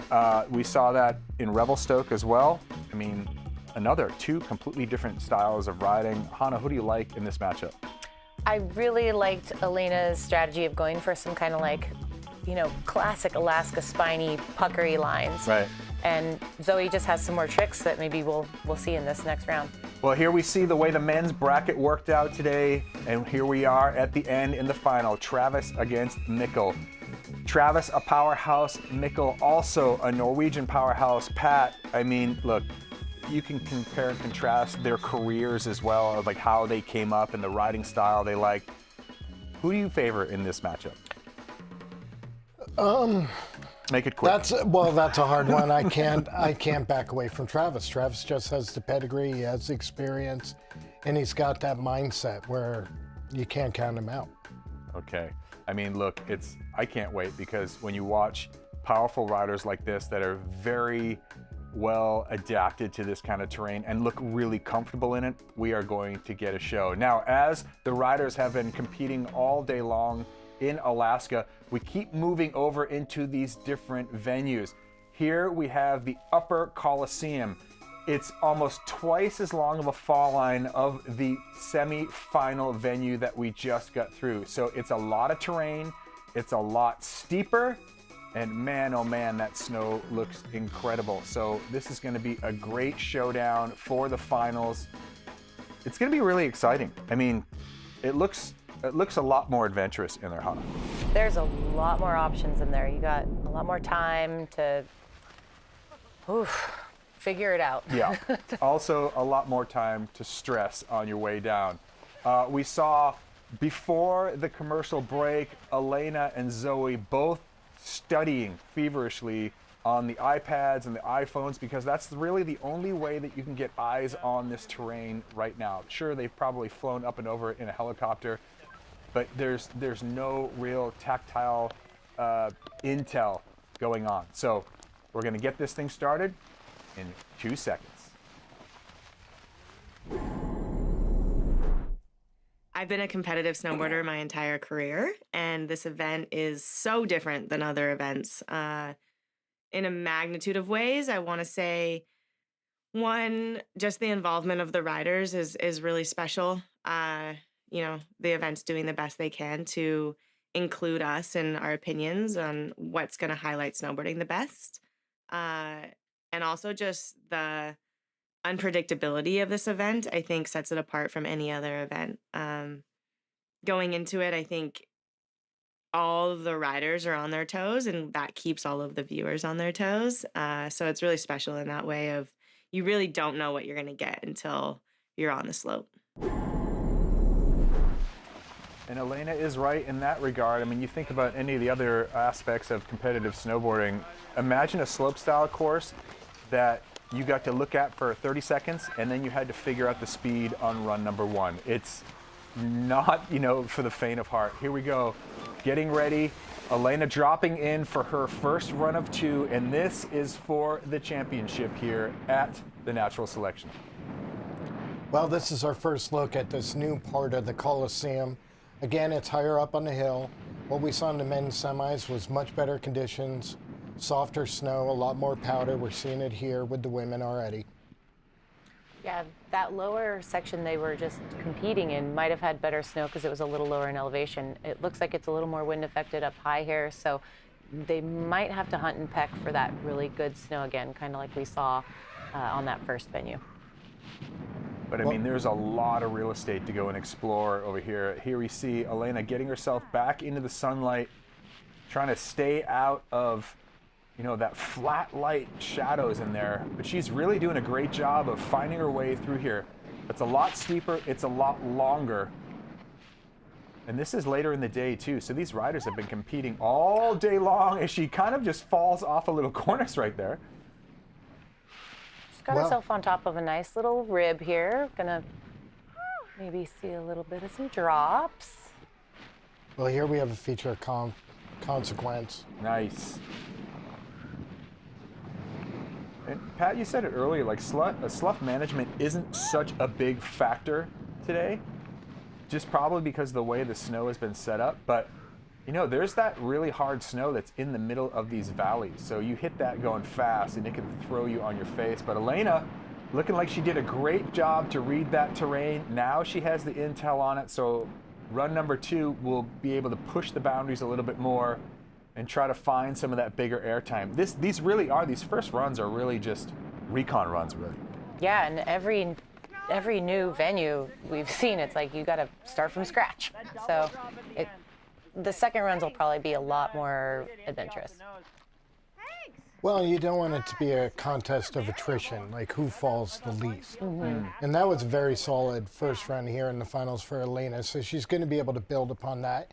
yet she's not really exposing herself too much. I mean, Zoe's got to lay down a good run here to come into the second run with confidence. We see the start up here as Zoe gets ready for her first run.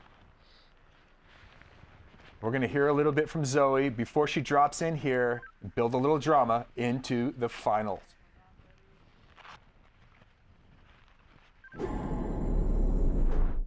Yeah, for me, competing in this event and also competing in slopestyle and big air, and I've done a lot of events like surrounding that. I think for me, this event like really focuses on the riders and what they want, and also like really taking into account the conditions and like trying to put on the best show possible. And any competition, it's about the best rider on the best day in those conditions. And yeah, I think natural selection captures that perfectly. Made here, I mean, there's a lot of other competitions that are run by, there is a federation that is determining when you need to drop and on this day and yada, yada, yada. But really, natural selection is all about the group of riders and the event organizers coming together as a group and coming up with the perfect day to run. There's a holding period, much like there is in surfing, and they want to have the riders be able to show their best skills in the best conditions. So here we go, Zoe, her run number one. Will she follow? There's so much terrain here to be ridden. Will she just mimic Elena's line here? She's been really good in her runs previous today of finding her own way through the terrain.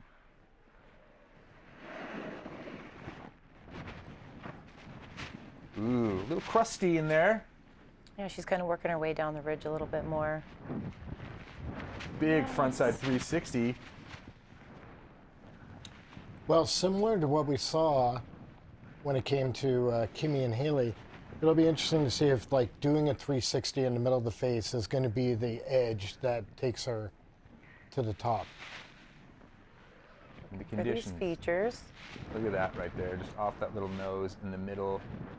The conditions are so, I mean, it's so beautiful, but when you get that drone eye view with the GoPro behind these riders, you can kind of understand the scale of what they're dealing with and how things are so blind. And Hannah, it's the speed. It's all about managing that speed, because before you know it, you're just barreling down these faces. Yeah, and coming up to some of these features, you feel like you're going to fly off the end of the earth. So it's hard to just send it with confidence, knowing that you're not going to fly, 500 feet to the valley bottom. So it's a delicate line between having enough speed, but not too much. But that definitely says something for the riders that throw caution to the wind and do send it over these blind edge of the earth features. Mm-hmm. I mean, it definitely is crazy to think like I could leave this lip and essentially land at the bottom of the valley if I don't time this right. So there we go, the first head-to-head matchup here in the women's final. Let's take a look at what went down. Elena dropped first.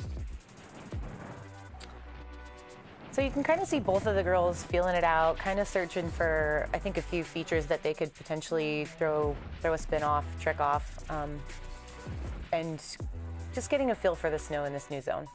And then Zoe, she found her way into some noisy snow at first, but then found her way back into the middle of this chute. That nice frontside 360, perfectly landed. You could kind of tell she wanted to do something else on that, I think. But she got the job done. She got a trick in there, an actual spin. Mm-hmm. And usually, the judges do like to see you go around in circles in the air. Some zippers. Good job. Did you have all good stuff? Yeah. So waiting to see the scores for run number one. I'm going to say the advantage will go... I'm going to give it to Zoe on this one. Pat, who you got here? Again, it's a classic natural selection conundrum. Is it about riding the train, reading the train, or doing the tricks? 1 point difference between Elena and Zoe, with Zoe in the lead. I find it interesting that Elena changed up her board from the earlier rounds. I didn't even notice that. You're so observant, Pat. Yeah, you're very observant. I barely know what I'm doing. So here we go, straight back up to the top now. for this crazy matchup of two powerhouses of snowboarding, Mikkel Bang up against Travis Rice. Mikkel will drop first. We've already seen him lace a couple runs here today. Let's hear from him why Alaska is such a special place to be and compete.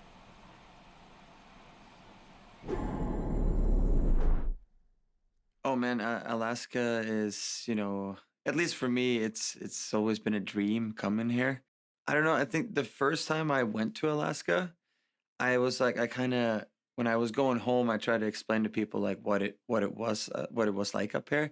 And you know, when you're on the ocean and all you can see is ocean, when you come here and you're on top of the mountain, all you can see is mountains. So it's a very magical place, and obviously the snowboarding is incredible. All right, so here we go. Mikkel Bang will kick off the men's final. Once again, if you're just joining us, each rider gets 2 runs through this terrain. The best interpretation of the terrain will go home as the natural selection champ here from Alaska. Mikkel has put on an absolute show here today. He, in that last matchup, perfect frontside 540 into the switch 180. As he finds his way into this terrain here, I want him to get some opportunities to land backwards, going very fast down this terrain. Because that's, I think, for me, that's where Mikkel really shines. Both Travis and Mikkel are so good at like their switch tricks, riding powder switch. They sometimes you can't even tell the difference. Mikkel just looking for some opportunity here. This ridge line is going to feed him into some of these bigger terrain features down here at the bottom. But this terrain is so huge. Here we go. Well, again, this is the first run that these riders have had on this part of the face. Whoa, that was a massive air. Great control of the speed. He's almost out of this terrain now. He's got one more chance. Backside 360 and grenades into that landing. Well, I almost get the impression that Mikkel was looking for something up top and didn't quite find his line. Yeah, I mean, it really is, you know, you're hunting and pecking for anything to fly off of, but you also, like, this is, the way that I look at this terrain, too, for these riders is it's kind of like when you race a car, you're looking like at least 1 to 2 turns ahead to anticipate what's coming. And sometimes in this kind of terrain read, it can hurt you. And it's all about the mental game. And before we get to Travis's run, you know, let's hear from, well, actually, what we're going to see here. Mikkel's going to be. Try back 5. Almost, dude, that was a nice tumble. Huh. I did 5 flips. But just to continue that thought, it's, you know, you're trying to read the terrain like that, a couple steps ahead, is hard because it kind of lets you miss things. All right, now we're going to hear from Travis Rice, who's got a little bit about his mental prep coming into this event. Alaska is a pretty iconic place, and there's a lot of things that make it that way. I think one of the things for sure is that people come up here to ride, and it's just, you come up here with a different mental state of what you want to ride. The nature of how the snow falls here, the fact that tree line's up to, I don't know, 1,500 feet, and it's just this huge blank canvas of, you know, white and rock.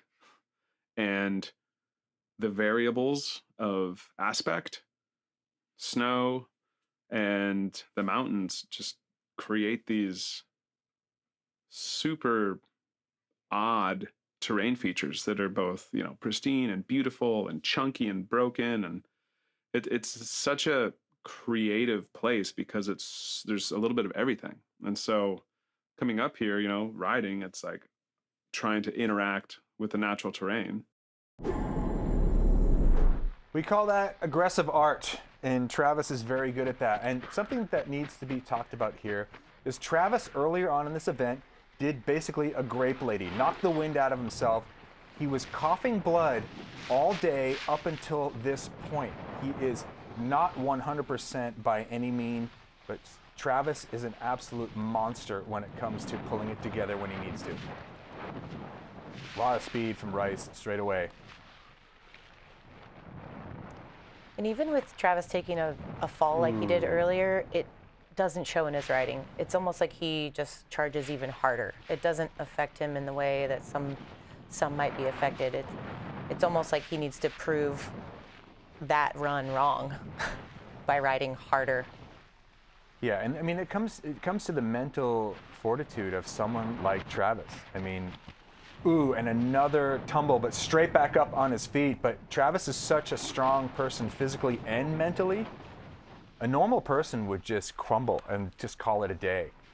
I mean, I'm not going to say that coughing up blood is something to be ignored, because obviously it isn't, but Travis has found a way to push that aside for just a little bit here. You know, and we said it before, there is the best evaluating medical field up here that we possibly could get into the backcountry of Alaska. So obviously they went through and evaluated Travis. Here we look back at the recap for these two runs. Matchup here, Mikkel Bang looking nice and smooth up top. Unfortunately for him, big slam down the bottom on this backside 360. Just getting caught a little weird off the takeoff there again. Yeah, look, he got bucked there, and then he said he did 5 flips. That's enough to rattle you. I trust him. I hope he has pockets zipped. And then Travis, I liked his interpretation up top here, that 180, switchback 180, nice smooth combo. He had a rapid fall as well, kind of went over the handlebars, but was straight up back on his feet before you could even tell what happened. Call that the flat ground McTwist.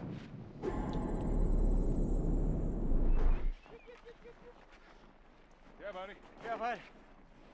Hell yeah. Feel a little snow in your head. Oh yeah, I did a good tumble. I had like 5 flips, I think, on my. Oh yeah? On my last jump. Respect. Yeah.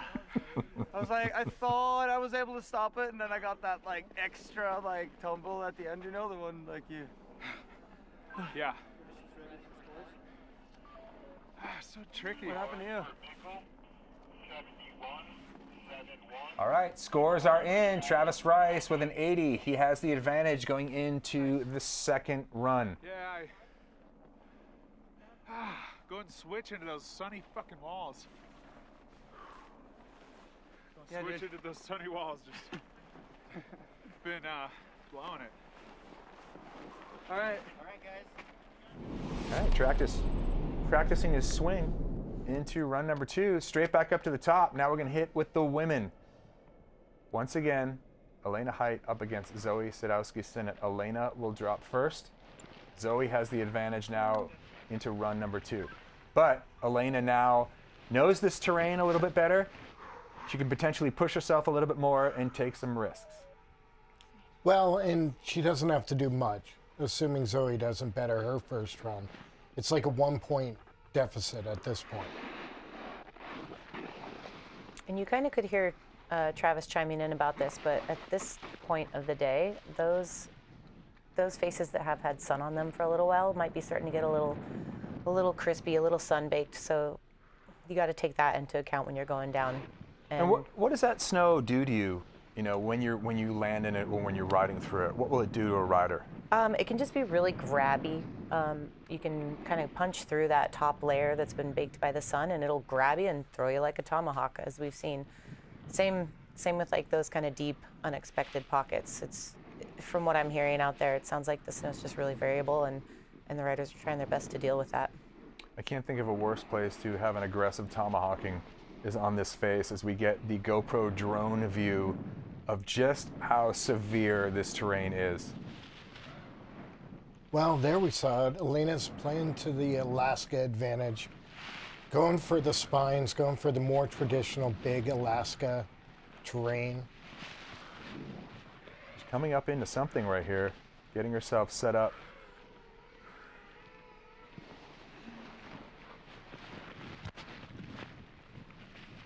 Putting herself through these ribs. And again, she's keeping her momentum even as she's figuring out what she's going to do with each piece of the slope. Nice lower zone here. Good opportunity. Still plenty of time here in this face. Maybe one more big move. There's a diving board coming up in front of her. Pops a frontside 360, stomps it. Nice little front three from Elena. Well, even looking at the top of the run where on her first run, she, it slid out underneath her as she was going down the spine. So that kind of created a little bit of an imperfection there. And then from there, once she navigated the top spine on her second run, she was able to bring some personality and tricks to the slope, including that front 5. Sounds like she's happy with that. Front 3, sorry.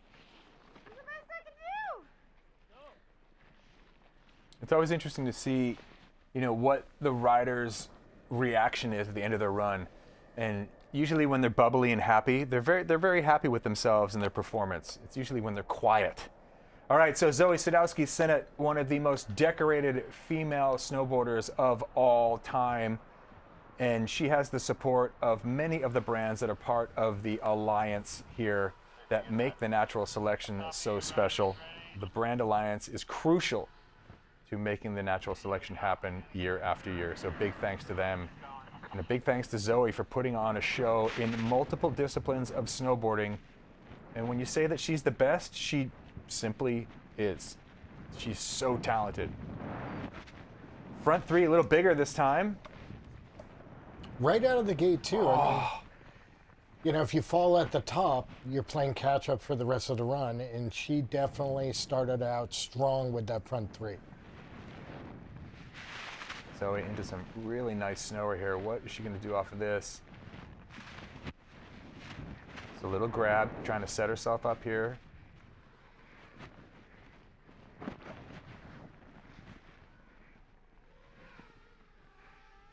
The judges, they want to see, like you were saying, Pat, your flow continue down this course. You don't want to stop too much. You want to do that rapid terrain reads on the way down. Well, I definitely think Elena bettered her second run. She improved upon her first run, but she definitely left the door open for Zoe. Although I will say this, like I would hate to see a high score come up based on one trick, because this terrain is so big and so vast that, like, yeah, that was a sick frontside 360, but was that the best read of this terrain by Zoe? I don't think that was a great angle on that last feature right there. I think she did a double drop right there. Little pillow stack. And if it does come down to the 360s, Zoe's definitely Zoe's got her on that department. It's bigger, she grabbed it. We're gonna have to wait and see. So let's take a look at the recap of those 2 runs. Anna, what were your thoughts? I mean, we're sitting here talking about, splitting hairs over 360s, but, overall interpretation of this terrain by Elena versus Zoe. It's hard to say. I think Zoe made it flow a little bit better on that second one. I think I could see her getting a little more comfortable. She was opening up those turns, kind of letting it go, and her front 3 was big and stylish and awesome at the top of the run. Elena's was kind of thrown in here at the end. So I don't know. I want to give Zoe a smaller advantage for the 3, but more so because she was just riding the mountain better. There's 2 different types of 360s, right? And we saw this one, she kind of popped it up and over, it was huge.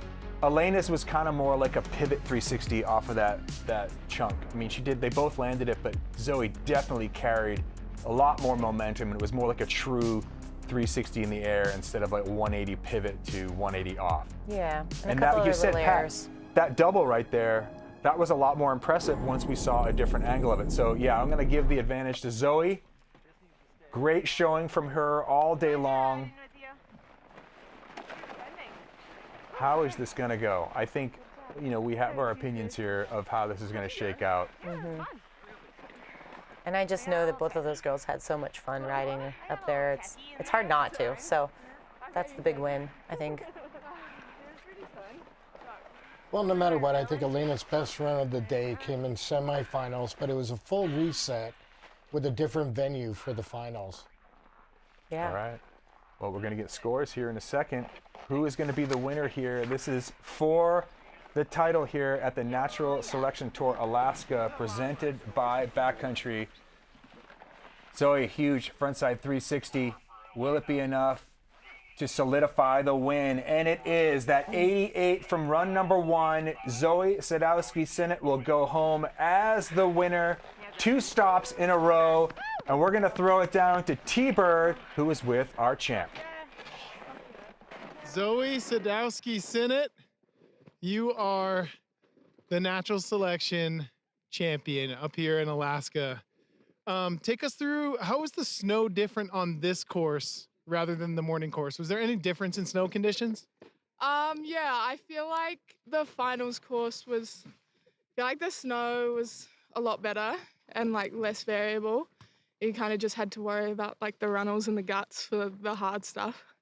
And what was your thought like in your line choice and selection? What were you thinking going into finals? For me, going into finals, I really wanted to do something I was stoked on and like get some good snow and find some airtime. And yeah, it's pretty psycho up there. So I'm just stoked to like make it down in one piece. Well, you won in Revelstoke, you won in Alaska, and you just secured the overall Natural Selection Tour title. How does that make you feel? I mean, it's pretty crazy. I don't know. Well, congratulations. Enjoy this one tonight. We're proud of you. Thank you. Huge congratulations to Zoe. I mean, just another discipline that she absolutely crushes. Absolutely owning it up here. Taking those park skills and big air skills into the backcountry is not an easy transition for anybody. And that just completed the set for her. Yeah, that's it. That's nice. And she's cracking open a nice Pacifico here. What an incredible place to have a celebratory beer. If you turn around and you look at the backdrop of what Alaska has to offer, I mean, Doesn't good get better Lord, than that. just get lost in the majesty. You know what I'm saying? Yeah, it does not get better than that. All right, Mikkel Bang up against Rice. This is it. Who is going to take home the title here? Travis, the defending champ. Mikkel Bang drops first.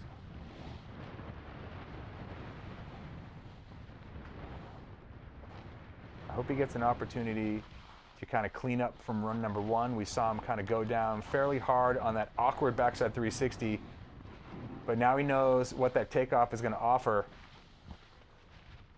I want to see him just chuck himself into oblivion here. Well, I'm curious if he's going to take a different line. Doesn't really look like it. It kind of looks like he's following that same ridgeline he took in run number 1. And this is where it starts to offer the features for him, is right here.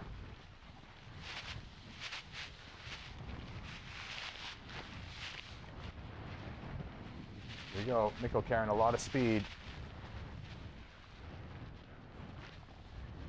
Here's where he did that big frontside grab on the first run. Ooh, very nice. Huge. Oh, a little bit of a backseater, but back up on his feet really quickly. Can he shut it down in time to get in here at that backside 360 attempt once again? Big backside 180. God, he's so good at landing backwards in powder. That's insane. Huge backside 180. I don't know how clean the landing was on that frontside 360.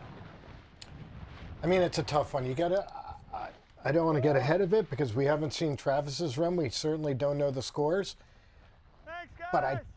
But some tells me I just don't think that's going to be enough. You really got to just put it down if you're gonna beat Travis. Yeah, I really wish there was one more hit in there Yeah. that he had a solid trick on. I landed the back one. Yeah. But I did slip out on the landing on the front 3 a little bit. It's kind of like a leaner, you know? Yeah. So it's on. Kootenai stop. What? Worked pretty well for Dustin, apparently. That's how I got third, buddy. Woo! Either way, I'm stoked, man. That was so much fun. Thank you guys so much. Woo! What a crazy day. I mean, talk about adrenaline flowing. Now straight back up to the top. Travis Rice. Time for a beer. Oh, well, first we have a beer. Deservedly so for Mikkel Bang. Yeah, it's got to be a great way to unwind, is having a Pacifico. I mean, for a guy his size, he needs like 18 Pacificos to even catch a slight buzz. All right, straight back up to the top. Rice, coughing blood. Grape Lady on run number 2. Absolutely mangled himself earlier, but here he is in the final. And one of the most capable riders in the world in this kind of terrain, if not the most capable. I mean, this is a story in and of itself. Here we have Travis Rice, last rider to drop of the day, defending his title. And Travis doesn't necessarily know what happened on Mickle's run, right? So he's going down. Dude, he's still giving hauling. it all he's got. Oh my God. That was massive. Oh, another little tomahawk there. Rice getting that pop over that spine. Still got some terrain here to get the job done. Big Speed, frontside wall for him. Yeah, trying to get on top of that next little spine. Rice looking at this diving board. Little tail grab.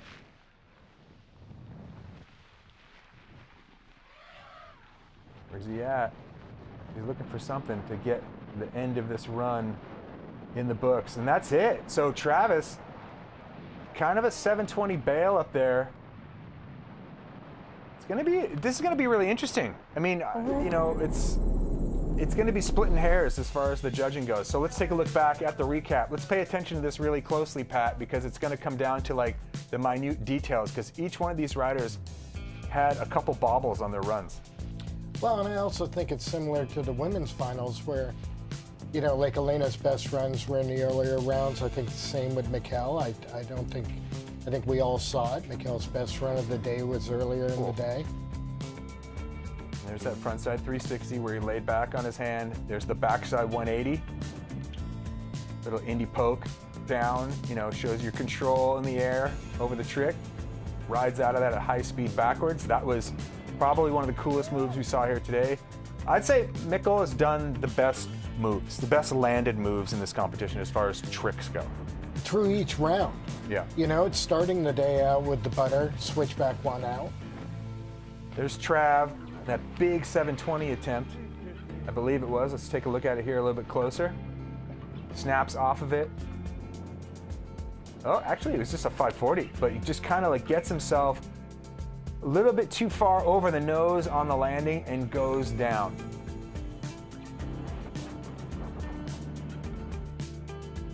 So it's going to be interesting. I mean, Travis had a decent run on run number 1. It was better than Mikkel's first run. But Yeah. will it better Mikkel's second run? That's the question I have. Yeah. Well, the judges do like Mikkel switch riding. Like you said, that back one with the poke to it was one of the highlight reel shots of the day. Oh, this is going to be interesting to see how this is judged. Mikkel bang. Travis with the advantage going into run number 2. Travis is currently sitting on an 80, so Mikkel needs to better that in order to take home the victory, because Travis isn't going to do it on run number 2 with that fall.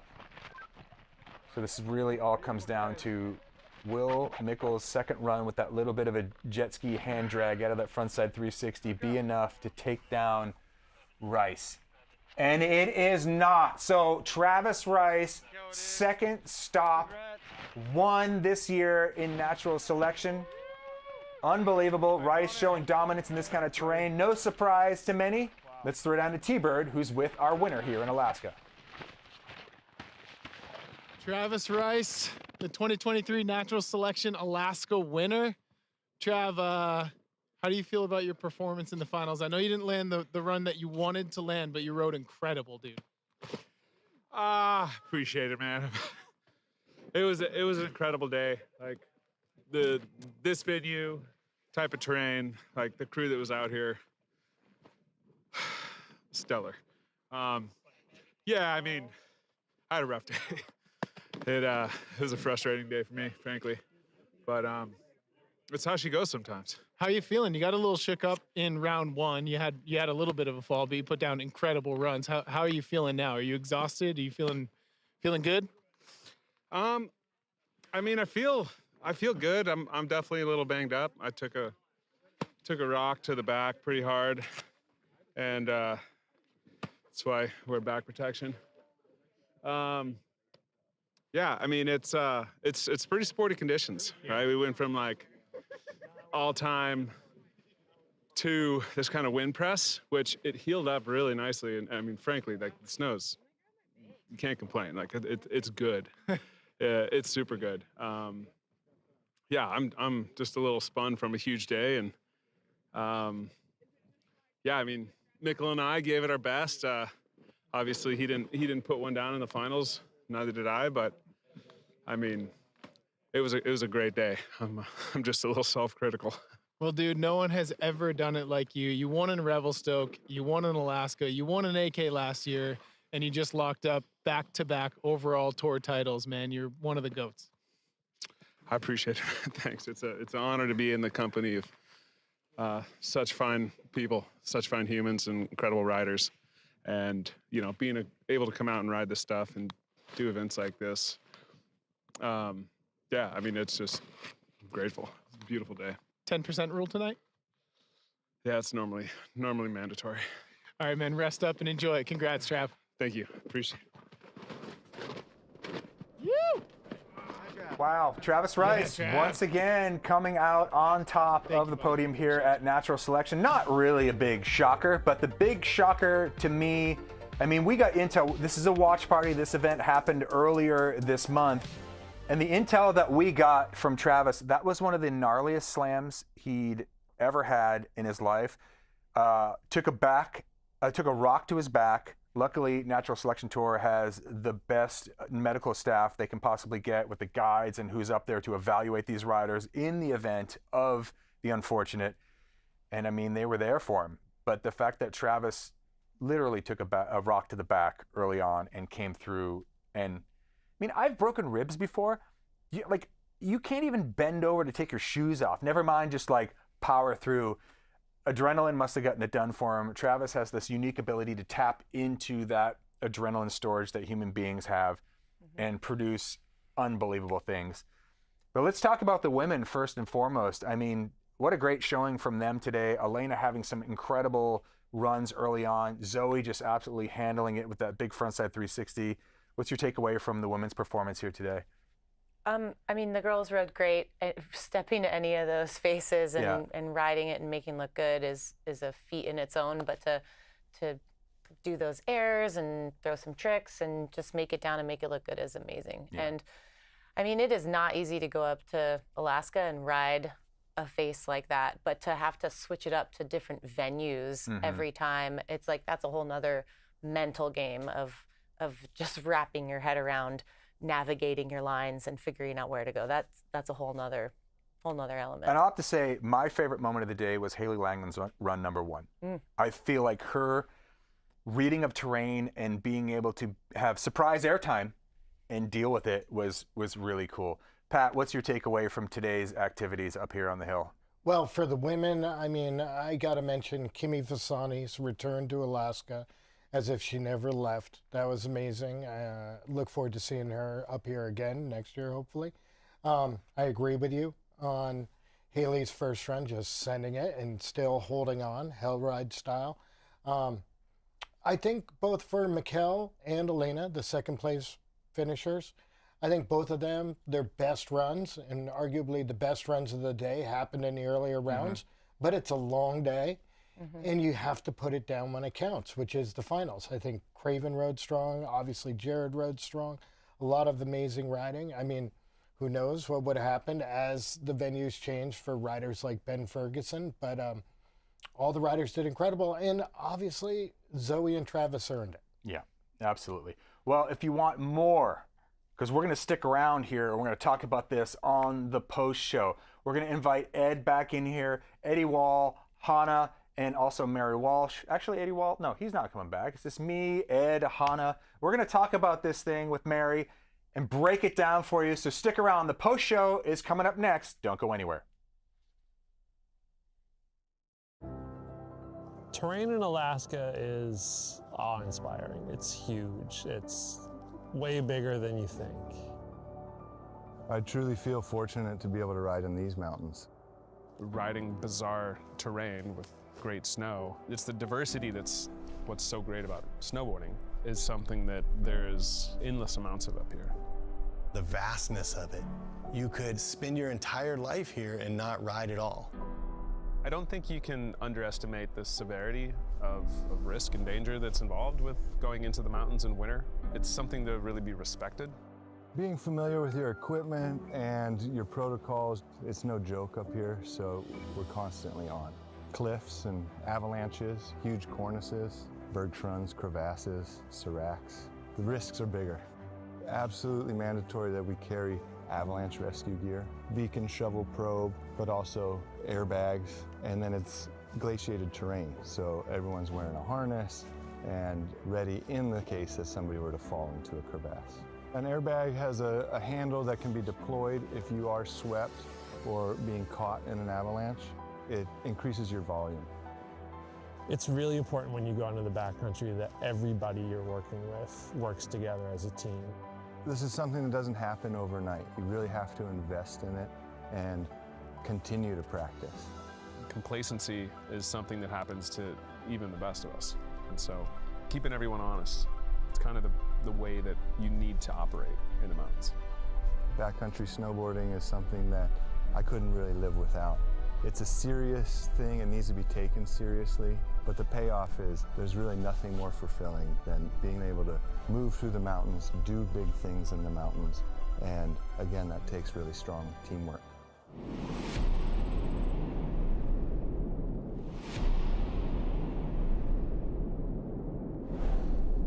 Back to Natural Reflections, presented by Kodiak Cakes. Do you like what they did there? Reflections? That was solid, dude. What an amazing day of action. Joining me in the studio for the post show, we've got Todd Richards, Hannah Beeman, and Mary Walsh.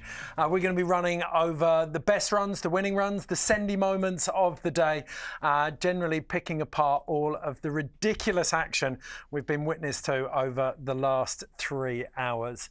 Hannah, we'll start with you. What about the women's line choices? For me, that was the standout of that final. I mean, I loved Haley's first run, just on the gas out of the gate. It was, I love seeing that. I love any charging in Alaska is so fun to watch. And then Elena's second round run was, to me, that's kind of like all encompassing of the goods of Alaska. There was a moment there, Todd, I think you talked about it, where the drone kind of revealed what was beneath her and the size. It was the biggest slope in terms of elevation. And there was so much exposure, such a ridiculous gradient. Well, you think about, like, you know, I was talking about how one of my favorite moments of the day was Haley's, like, surprise airtime, you know, and it's like, and Alaska is, like, you can get a lot of surprise airtime in Alaska, you know, and the way that a rider can deal with that. And I think that's what, you know, that's why these riders are like the best of the best. That's why they get invited to these things and keep getting invited back, is because their ability to think on their feet very, very quickly. And when you're facing exposure like that and you're like, okay, well, I'm not really going to slow down. I just got to like pick this apart on the go. It's something that some people don't have. You know, and to stop, most people don't have. You can learn it, but you can learn it. But learning that skill hurts, straight up. Or it costs. Right. Like Gigi Ruff, I remember talking to him, it took him 7 years, he said, to really be able to guarantee that he was banking parts in Alaska. And on that subject, you come across to Zoe Sadowski-Synnott. It's her third time up there. She did 21-22. She hasn't won up there. But yet she steps in from this freestyle background and somehow just steps up to that kind of terrain, Mary. Well, I think it's that Zoe has this cat-like ability to just land on her feet and find the landings and this very variegated terrain. And even though she's kind of born from this slope-style competitive, you know, park lane element, she translates that so deftly to natural, like, big mountains. It's pretty incredible. She's just a natural. I have to say, Zoe is hitting jumps that are like 100 feet to the knuckle, doing switch backside 1260s. Yeah. Like, she's pretty comfortable in the air, you know. So it's not a big shock to me that she like. It's more the landing in powder. Yes. I think it's not the like I'm just gonna go off this thing, because like if you have that kind of mentality, you can go off anything. But it's the ability to land when you need to is what really sets her apart. Well, and I think Zoe's really like good at playing up her strengths. It's like you're not necessarily seeing Zoe going on to some knife ridge and navigating down. It's like she knows she can go hit these couple little features that are somewhat safe, if you want to call anything Alaska safe. But she can go hit those and do some tricks and like make some other beautiful turns and get down the mountain her way. She's not trying to go on some death-defying knife edge ridge. And I think that speaks to you know, her style of riding versus maybe others. Okay, let's take a closer look at it and we can pull it apart. This is Zoe Sadowski-Synnot's winning run, and it is a thing of beauty. I mean, what's fascinating to me, I think you know this, if you grow up on the East Coast, if you grow up in Scandinavia, if you grow up in New Zealand, where you have a lot of variable snow, it teaches you to use her edges. And her board control, no matter where she is on the hill, is immaculate, I think. Yeah, she's super strong, and I think too is like, and you can get a strength from going to the gym, or you can just be born with an innate, like your core, your frame is strong. Like him. Like him, but Travis has like this weird thing too, where like the little thing that makes the spark that tells you to be scared is broken, and he uses it to his advantage. Mine is oversized. That's what my strength is. My little circuit is like beeping like a red light. I think Travis is just so good at adapting. Like depending on where he finds himself, he can make split-second decisions to alter and adapt his run that sometimes play out to a insane advantage, and other times it's like he just hammers it out. The thing that impressed me most with his performances today was he came out almost in his Revelstoke mindset for that first run. Just, I can land anything I want, I can do anything I put my mind to. He took the heaviest slam of his life. We saw him suffering from the phenomenon known as a winding as he fell. And then in that gap, that downtime, he was able to reset and come back out and lay down that semi-final and then the final runs. Well, he took like one of those hits. It's like help me, don't touch me. It's a day ender for anyone else. No, totally. It's a fly me back. I want to go sit on a couch somewhere. Right. But I think that speaks to how present he is, or at least how present he appears to be, that he can kind of shake everything off and be like, okay, I'm in this moment. What do I need to do right now? Nothing else matters. Yeah, his mental strength is like unrivaled. Well, both of them, Travis claims another Skidoo for the win there. So Travis has won Revelstoke Natural Selection, Alaska Natural Selection 2022, and then Alaska Natural Selection 2023. The last three NSTs he's entered, and he's now two-time NST Rice's champion. Backyard is just freaking littered with giant oversized novelty chicks and freaking snowmobiles on top of each other, like trucks. Like, I don't know, just go pick one. It's more for him to bring his friends out there. If you're in Jackson Hole right now, you might want to look out for a second-hand Skidoo. That'd be a good one. Zoe also picks up a Skidoo, and if you're interested, that board behind Hannah's head over there is the Burton NST Hometown Hero. You can go and pick that up, and if you feel like it, you can take it to Alaska and try and take on one of those lines. Yep. Anyone? Can't wait for the Commentator Cup next year, where they drop us off at 4 o'clock when the shadows have fallen. And okay, guys, pick your way down this. We'll on follow. a 154. You guys lead. We'll root you on from the bottom. Okay, the winners are decided. The one thing that isn't is the Sendy moment of the day, which, if you're interested, Sendy is the app that you'll find in North America. Turn all of your gear into cash, either selling it or you can rent it out. If you're stuck for gear and you're in a resort that you don't know, you can go on Sendy, rent any of the equipment off the locals so you can find exactly what you're looking for. In the meantime, though, Sendy moment of the day. What impressed you most? Mary, start with you. I'm going with Mikkel's first run. That butter to the switchback one, that was awesome. That was, I feel like, quintessential, just like his rock tap in Jackson year one. I think you might have called it. We're getting shown it here. Oh, no, is this semi-finals run? It is. That was Mikkel's first run in the semi-finals, I think. Well, he's the highlight reel today. I mean, Mikkel did that frontside 360, the switchback 180, the front 180, switchback 180, and also You know, that perfect backside 180 off the rock. He landed the most backwards right away in this plateau today. Okay, here's the women's Sendy moment of the Kimmy day. getting Sendy off the top rope. That is awesome. That was fantastic, wasn't it? And And a back three. Mary, you made the point as well today. Elite level podiums for Kimmy. Yes, this is her first, we believe. This is the first one, and I mean, it couldn't have come at a better time to kind of reclaim her home in Alaska. What a brilliant moment for Kimmy Fasani. And here we have the Pacifico Independent Spirit Award. I mean, someone said it in Revelstoke that psychiatrists write books about the flow state. In the mindset Travis was in Revelstoke, I think Mikkel could claim the same thing up in Alaska. He's been nothing short of immaculate. The last run, he kind of fell off a little bit, but up until that point, everything he touched turned to gold. Elena with the Sendy, or not the Sendy, the Independent Spirit Award. I mean, I love her story. You know, I love the story of this competitive half-pipe snowboarder, the first woman to ever do a double cork in the half-pipe.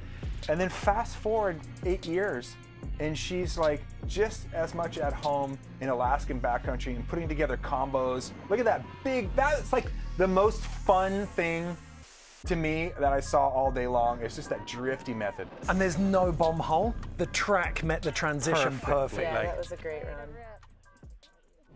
I actually think probably the most underrated thing I saw today. I really, really enjoyed. And that was Elena's a double second line run. too. It was, she landed that first trick, and then there was no weird speed checking in between. It was just a flow from that straight off. And that's like, when you think about Alaska riding, you think back to like Matt Goodwill, or, you know, we keep talking about like Johan and Noah Selaznik.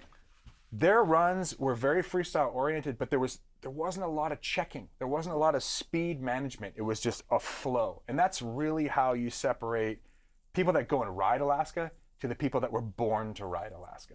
And that's why those sections still stand up. You can go and watch TB5 Johan Olofsson, you can go and watch any Victoria Jalous section, and it still stands up because they had that.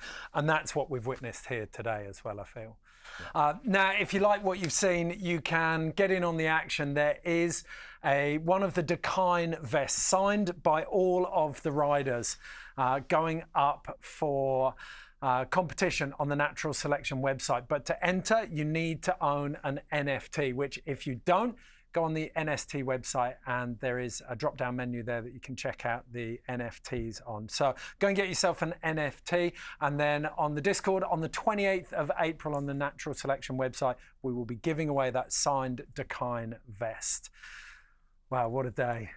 We talked about Revelstoke being the day snowboarding took a collective deep breath. I think that was your line, Mary. But today, I mean, that's lived up to the hype once again. It's getting harder and harder to deliver because as each event goes on, people keep stepping up to an almost ridiculous level. And Hannah, I mean, you've been out, knee injury this year.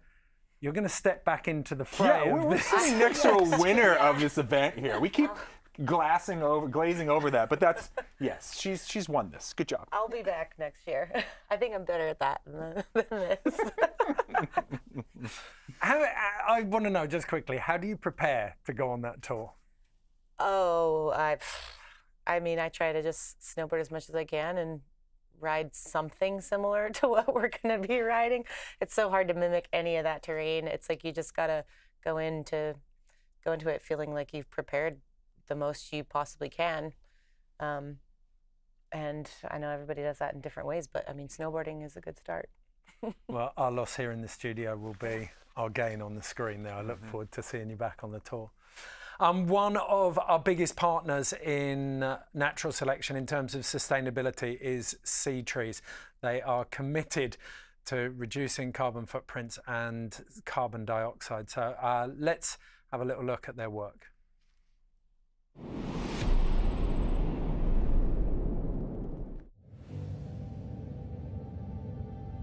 The largest reservoir of fresh water on Earth and the top of the watershed, the snowpack, where we play, is found in mountain ranges around the world.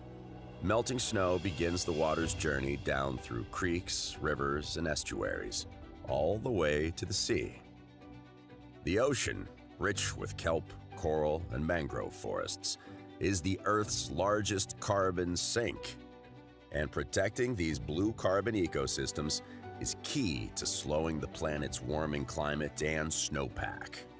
By regenerating coastal ecosystems, Sea Trees works to naturally capture carbon emissions, address climate change, and protect everything living downstream of a healthy snowpack. The Natural Selection Tour strives to connect people with Mother Nature and, through those experiences, inspire them to protect it. Working with Sea Trees, the tour has calculated and is addressing its climate impact through support for highly effective blue carbon capture projects.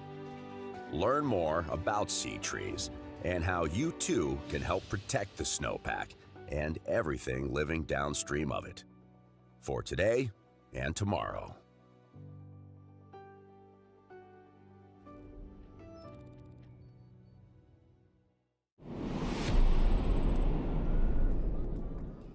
Supposedly one of the most underrated forms of carbon sequestering, an underwater forest. Oh, Todd Richards, what have you got there? Oh, sorry.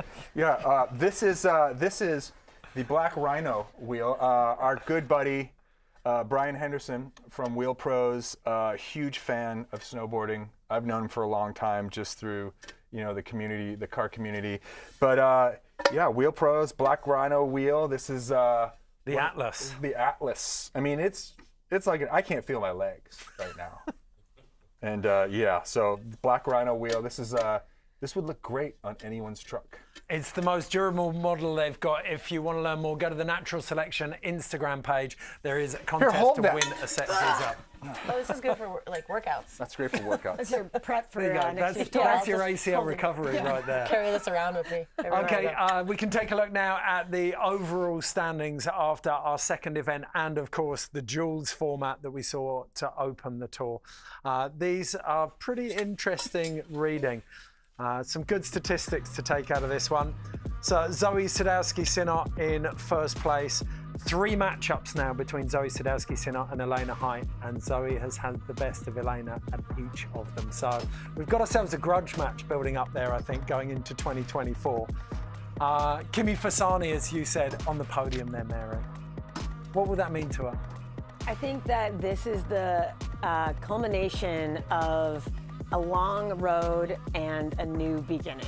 I feel like Alaska's a really special place for her, and I think she's probably just celebrating having a really amazing time being back in a place she loves. It's got to feel so good for her to be back in the mountains with, all the other riders, and to have a podium is probably just Can we also so just sweet. Mom up there on the hill. Never mind all, she's been through a lot of crazy stuff, but she is a mom, and moms don't get the credit that they deserve. And to be able to go to Alaska and compete and end up on the podium as a mom. Amazing. Come on. It's amazing. That All is, the rad moms. When you They're talk awesome. about real world inspirations and connections for people like, oh yeah, I've got some kids. I know how hard it'd be to step out of my everyday Men can life. say that all day long. No, we don't not even close. And yes, I'm doing my work for my wife right now. Okay, let's take a look. Men's standings there. Torstein, obviously, down at the bottom, missed out on Alaska. But Ben Ferguson, when Ben Ferguson's in 7th, you've got a heavy-hitting field. He obviously lost out to Mikkel in the form of his life in that first round. Mikey Cicerelli in 6th, Mikkel Bang 5th.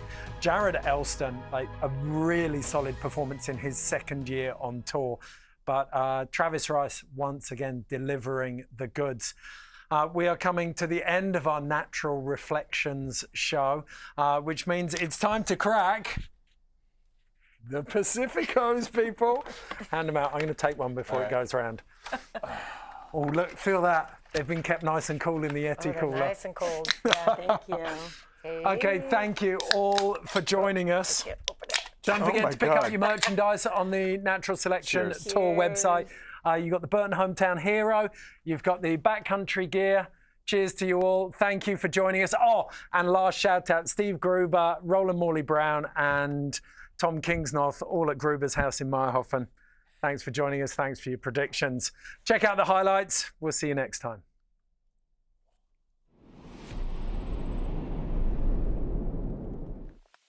It's a great day to have a great day. Rider on course.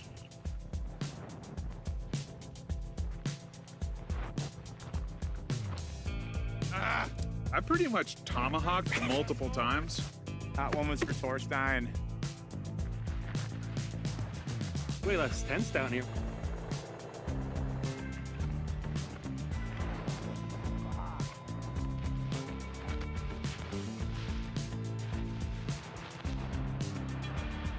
Did I come out the bottom fast? Oh yeah. Looking nice. Hey then. Hootney King!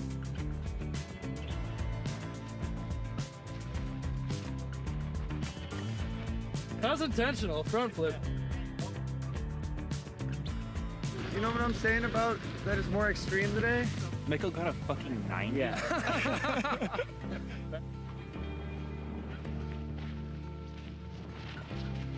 Jimmy Fasani with an 80. Oh my god, that was so fun! Ian and I have never got to ride Alaska together, so might as well put us together, right? 93. Great work, Yee! Kimmy sent, so it was like no holding back.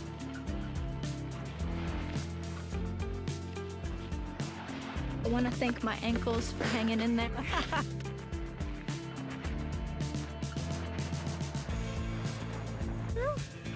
So we have officially switched venues and we're getting ready for men's semifinals. I'm gonna fuck you up, dude.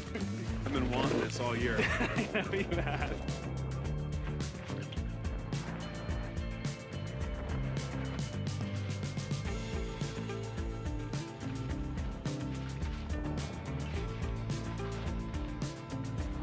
You got an 81 trying, dude?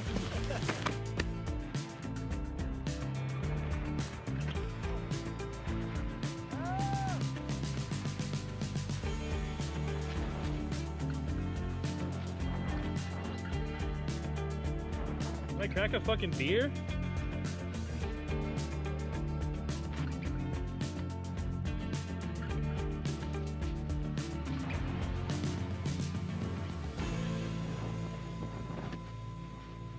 Another Kootenai stomp. We realized that, we kind of felt bad. Fuck! The finals is set. Travis Rice versus Mikkel Bang, Zoe Sadowski-Sinnott versus Elena Height.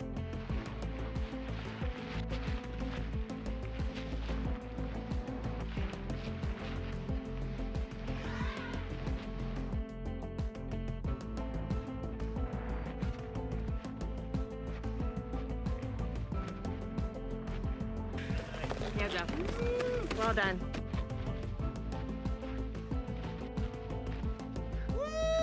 Holy shit, it was super fun.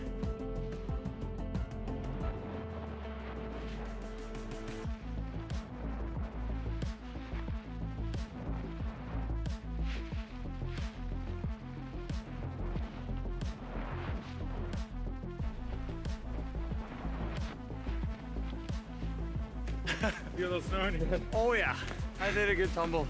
Respect.